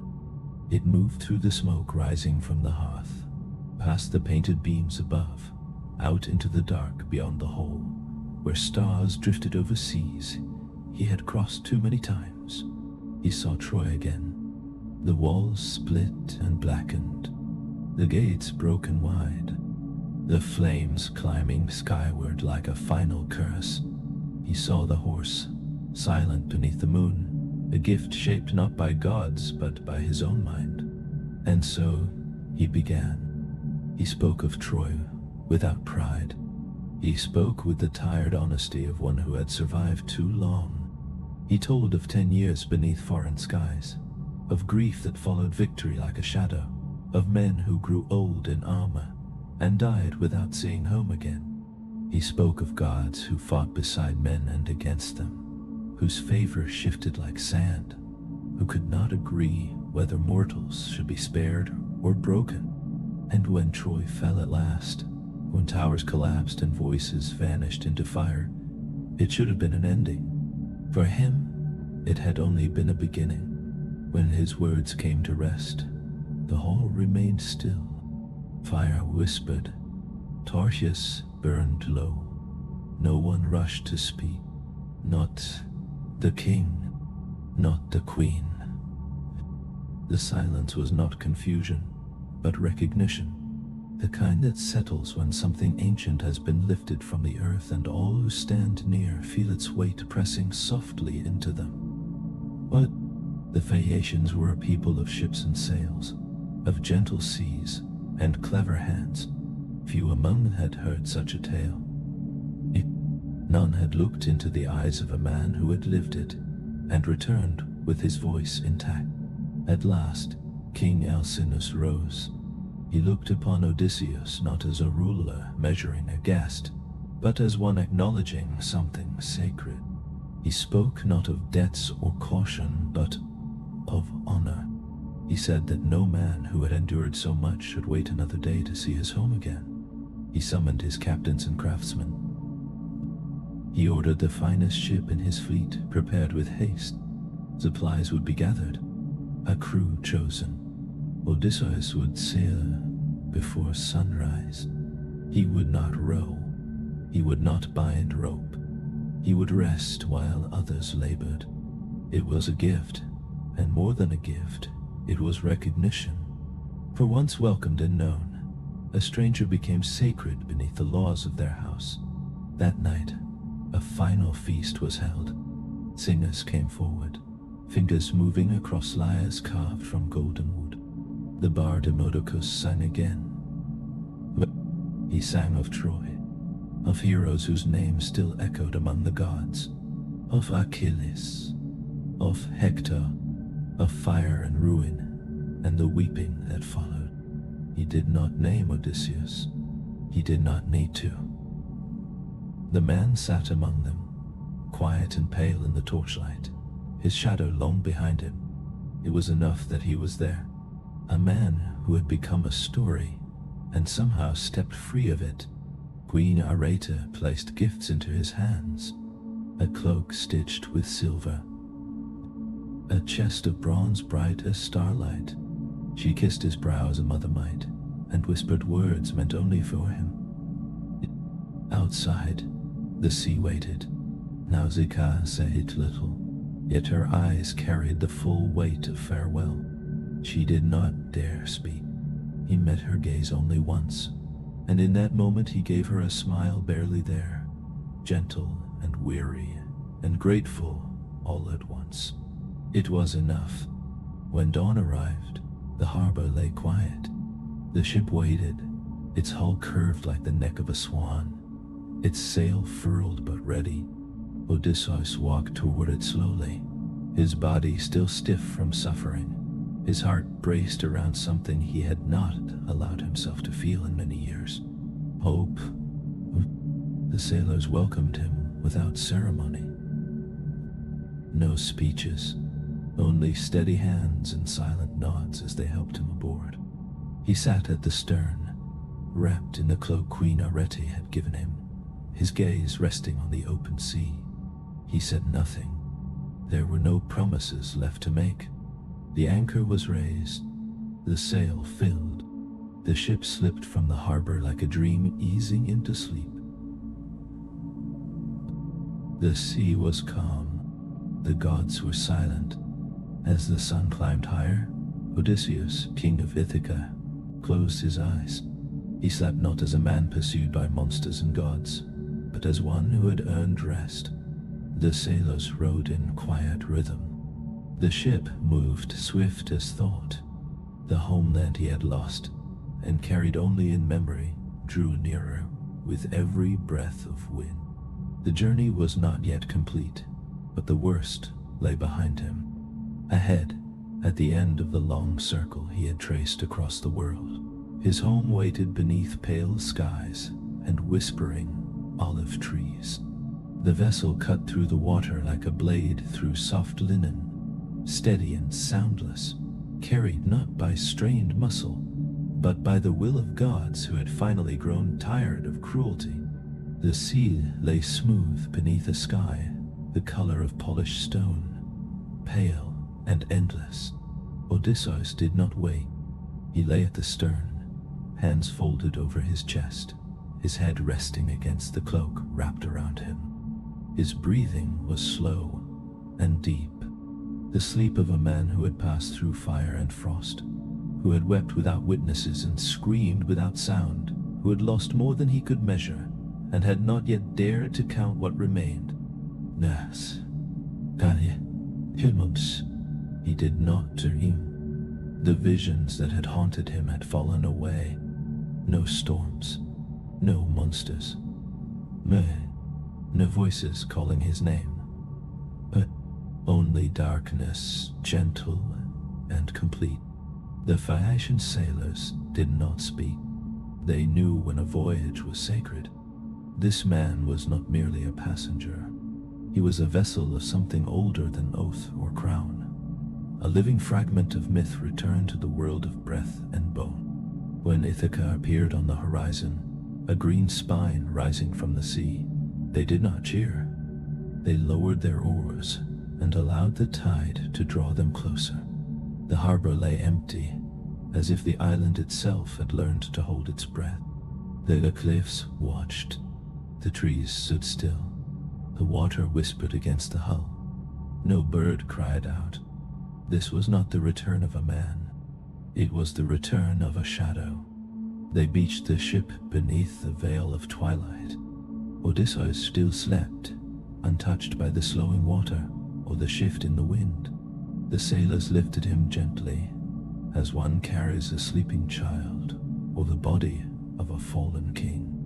They laid him upon the sand, placed a chest of gifts beside him, and left the cloak about his shoulders. Then they returned to their ship and departed.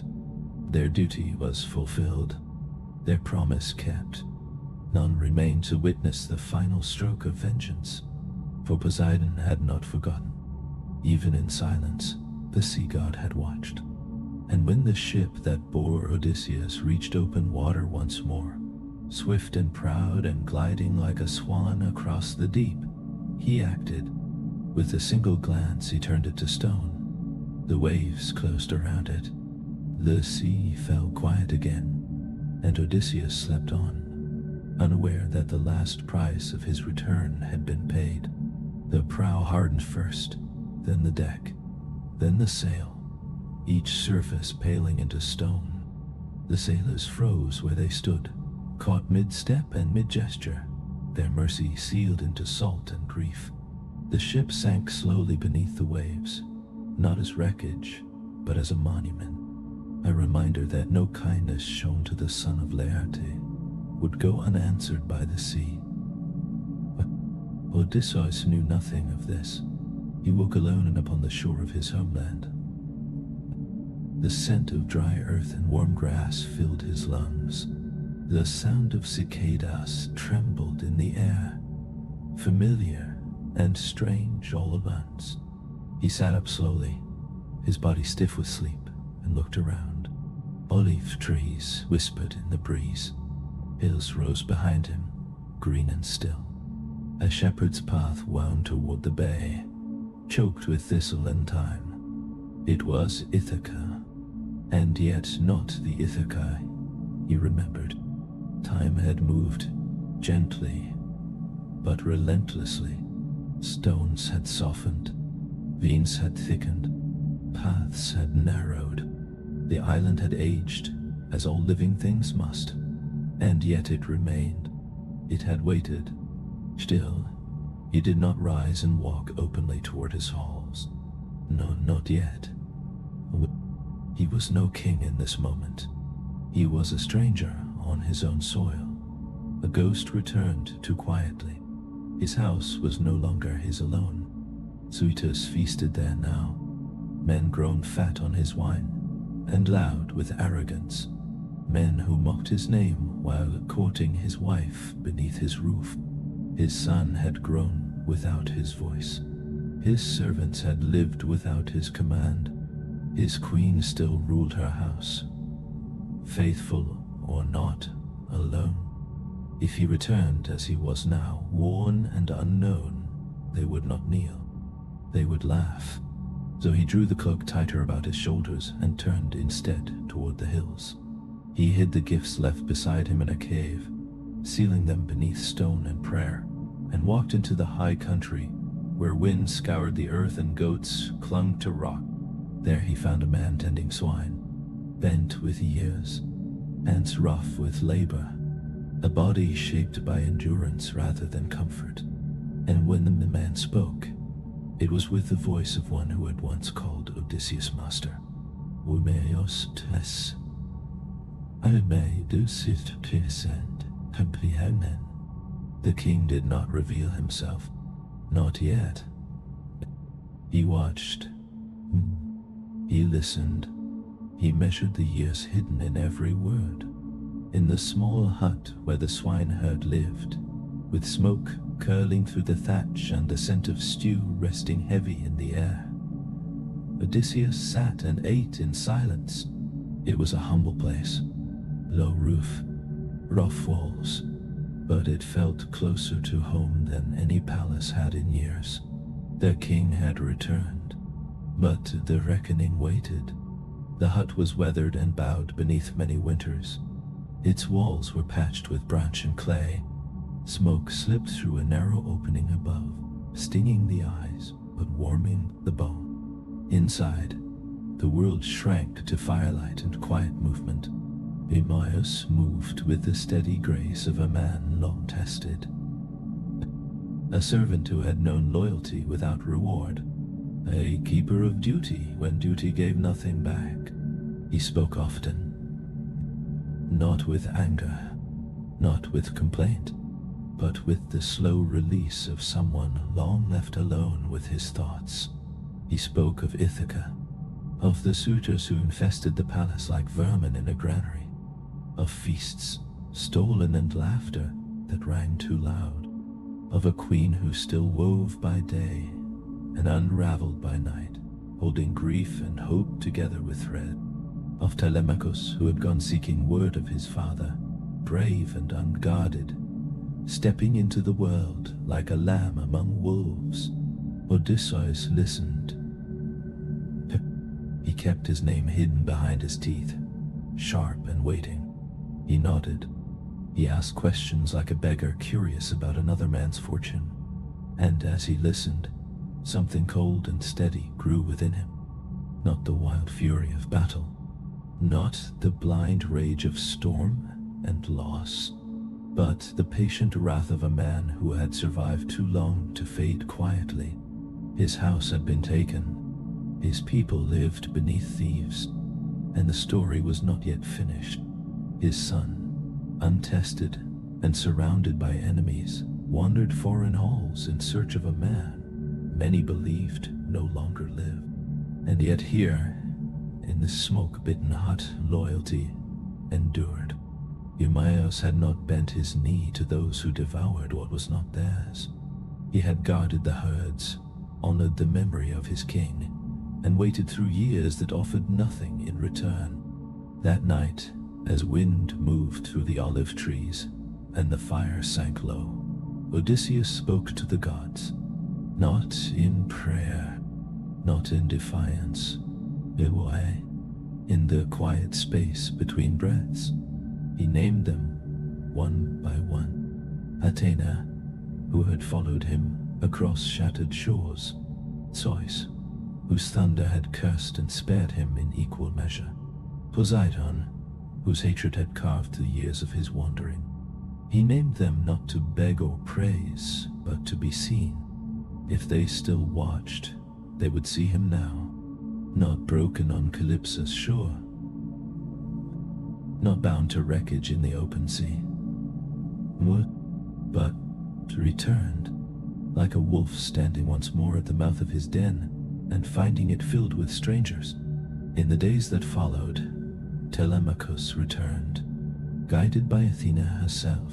He crossed seas that had once turned against his father and came to Eumaeus' hut as the sun fell behind the hills.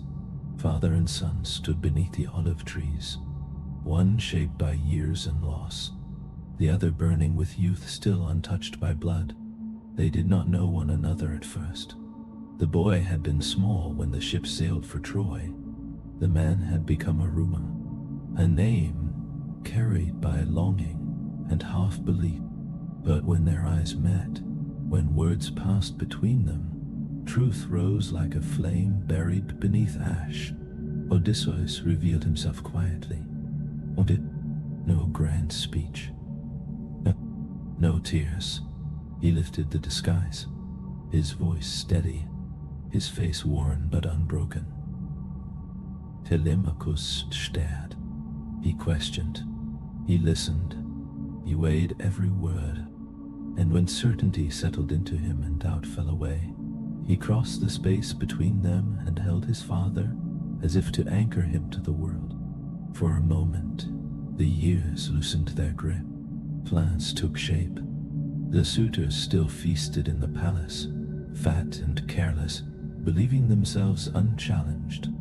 They did not know the king had returned. They did not know the boy had become a man. They did not know the gods had turned their gaze back toward Ithaca.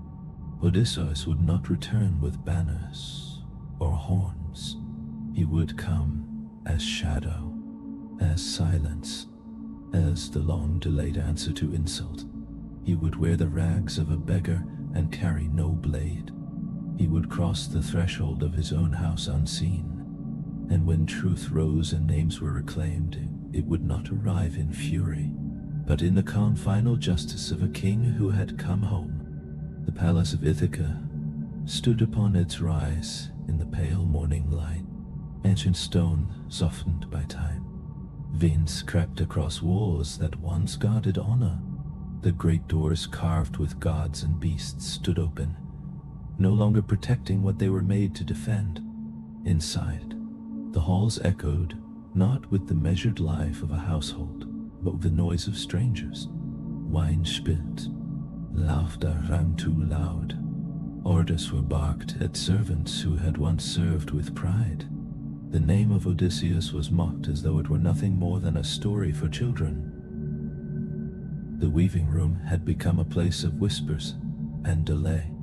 Telemachus was watched, but not feared, and Penelope, queen still, moved through her own house like a spirit wrapped in silk, iron in her spine, morning never far from her eyes. The storm was gathering, quietly, irrevocably.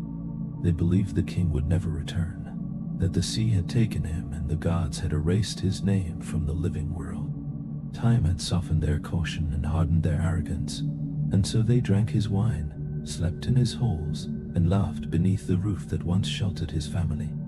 To them, Ithaca no longer belonged to Odysseus. It belonged to whoever was bold enough to take it. Odysseus returned without ceremony, without banners or proclamation, wearing the shape of a beggar and the weight of years upon his back. His beard was uncut, his cloak stained with ash and road dust, his posture bent not by weakness, but by patience. None recognized him as he crossed the threshold of his own hall, and none bowed, for they saw only a stranger, not a king. They mocked him openly, pushed him aside, and tossed scraps at his feet as though feeding a stray dog. Harsh laughter filled the room. Wine splashed across the stone floor, and insults followed him like flies. Odysseus accepted it all in silence, his eyes moving slowly, calmly, counting faces, counting exits, counting how many breaths stood between order and chaos. Telemachus sat nearby, his face composed, his hands steady, playing his part as the son who knew nothing. His eyes never lingered too long on the beggar beside him, but the truth burned quietly between them, shared and unspoken. Father and son waited together, bound by silence stronger than any oath. Penelope watched from a distance, her expression unreadable, her heart uneasy. There was something familiar in the way the beggar stood, something in the stillness of his gaze, in the restraint of his voice. Hope stirred, dangerous and unwelcome, and she pushed it down, as she had learned to do through long years of waiting. At last, she called for the bow. The great bow of Odysseus was brought into the hall, heavy with memory and unyielding to unworthy hands. One by one, the suitors failed to string it, their laughter growing thinner with every attempt, their confidence cracking beneath the strain. Then the beggar stepped forward.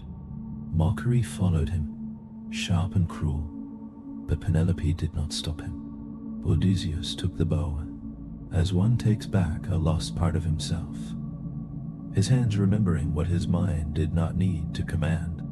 The string slid into place with a sound like an old song returning. He raised the bow, loosed the arrow, and the hall fell silent as the shaft struck true.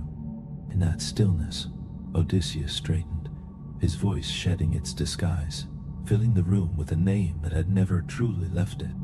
He named himself, claimed his house, and spoke judgment with the calm certainty of a man who had already endured worse than death. The doors were barred, the weapons were gone. Panic erupted too late. Odysseus moved with ruthless clarity, arrow after arrow finding its mark, each one ending a debt long unpaid. Telemachus stood beside him now, no longer a boy, but a son defending his father's name, while the loyal servants joined them without hesitation. When the last body fell and the echoes faded, the hall stood broken and silent.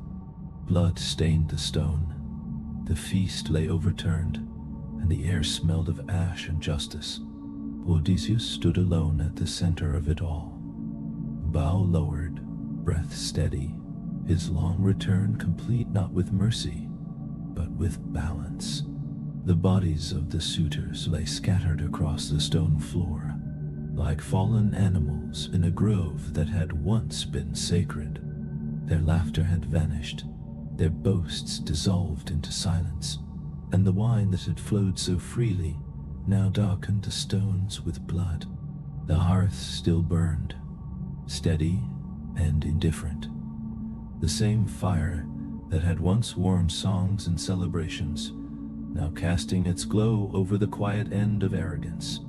Odysseus stood among the ruin, his breath slow and measured, the bow heavy in his hand, his voice absent, as if words had finally abandoned him. Telemachus remained at his side, his youth stripped away in a single night, his shoulders carrying the weight of men he had helped destroy, and a childhood stolen long before this moment.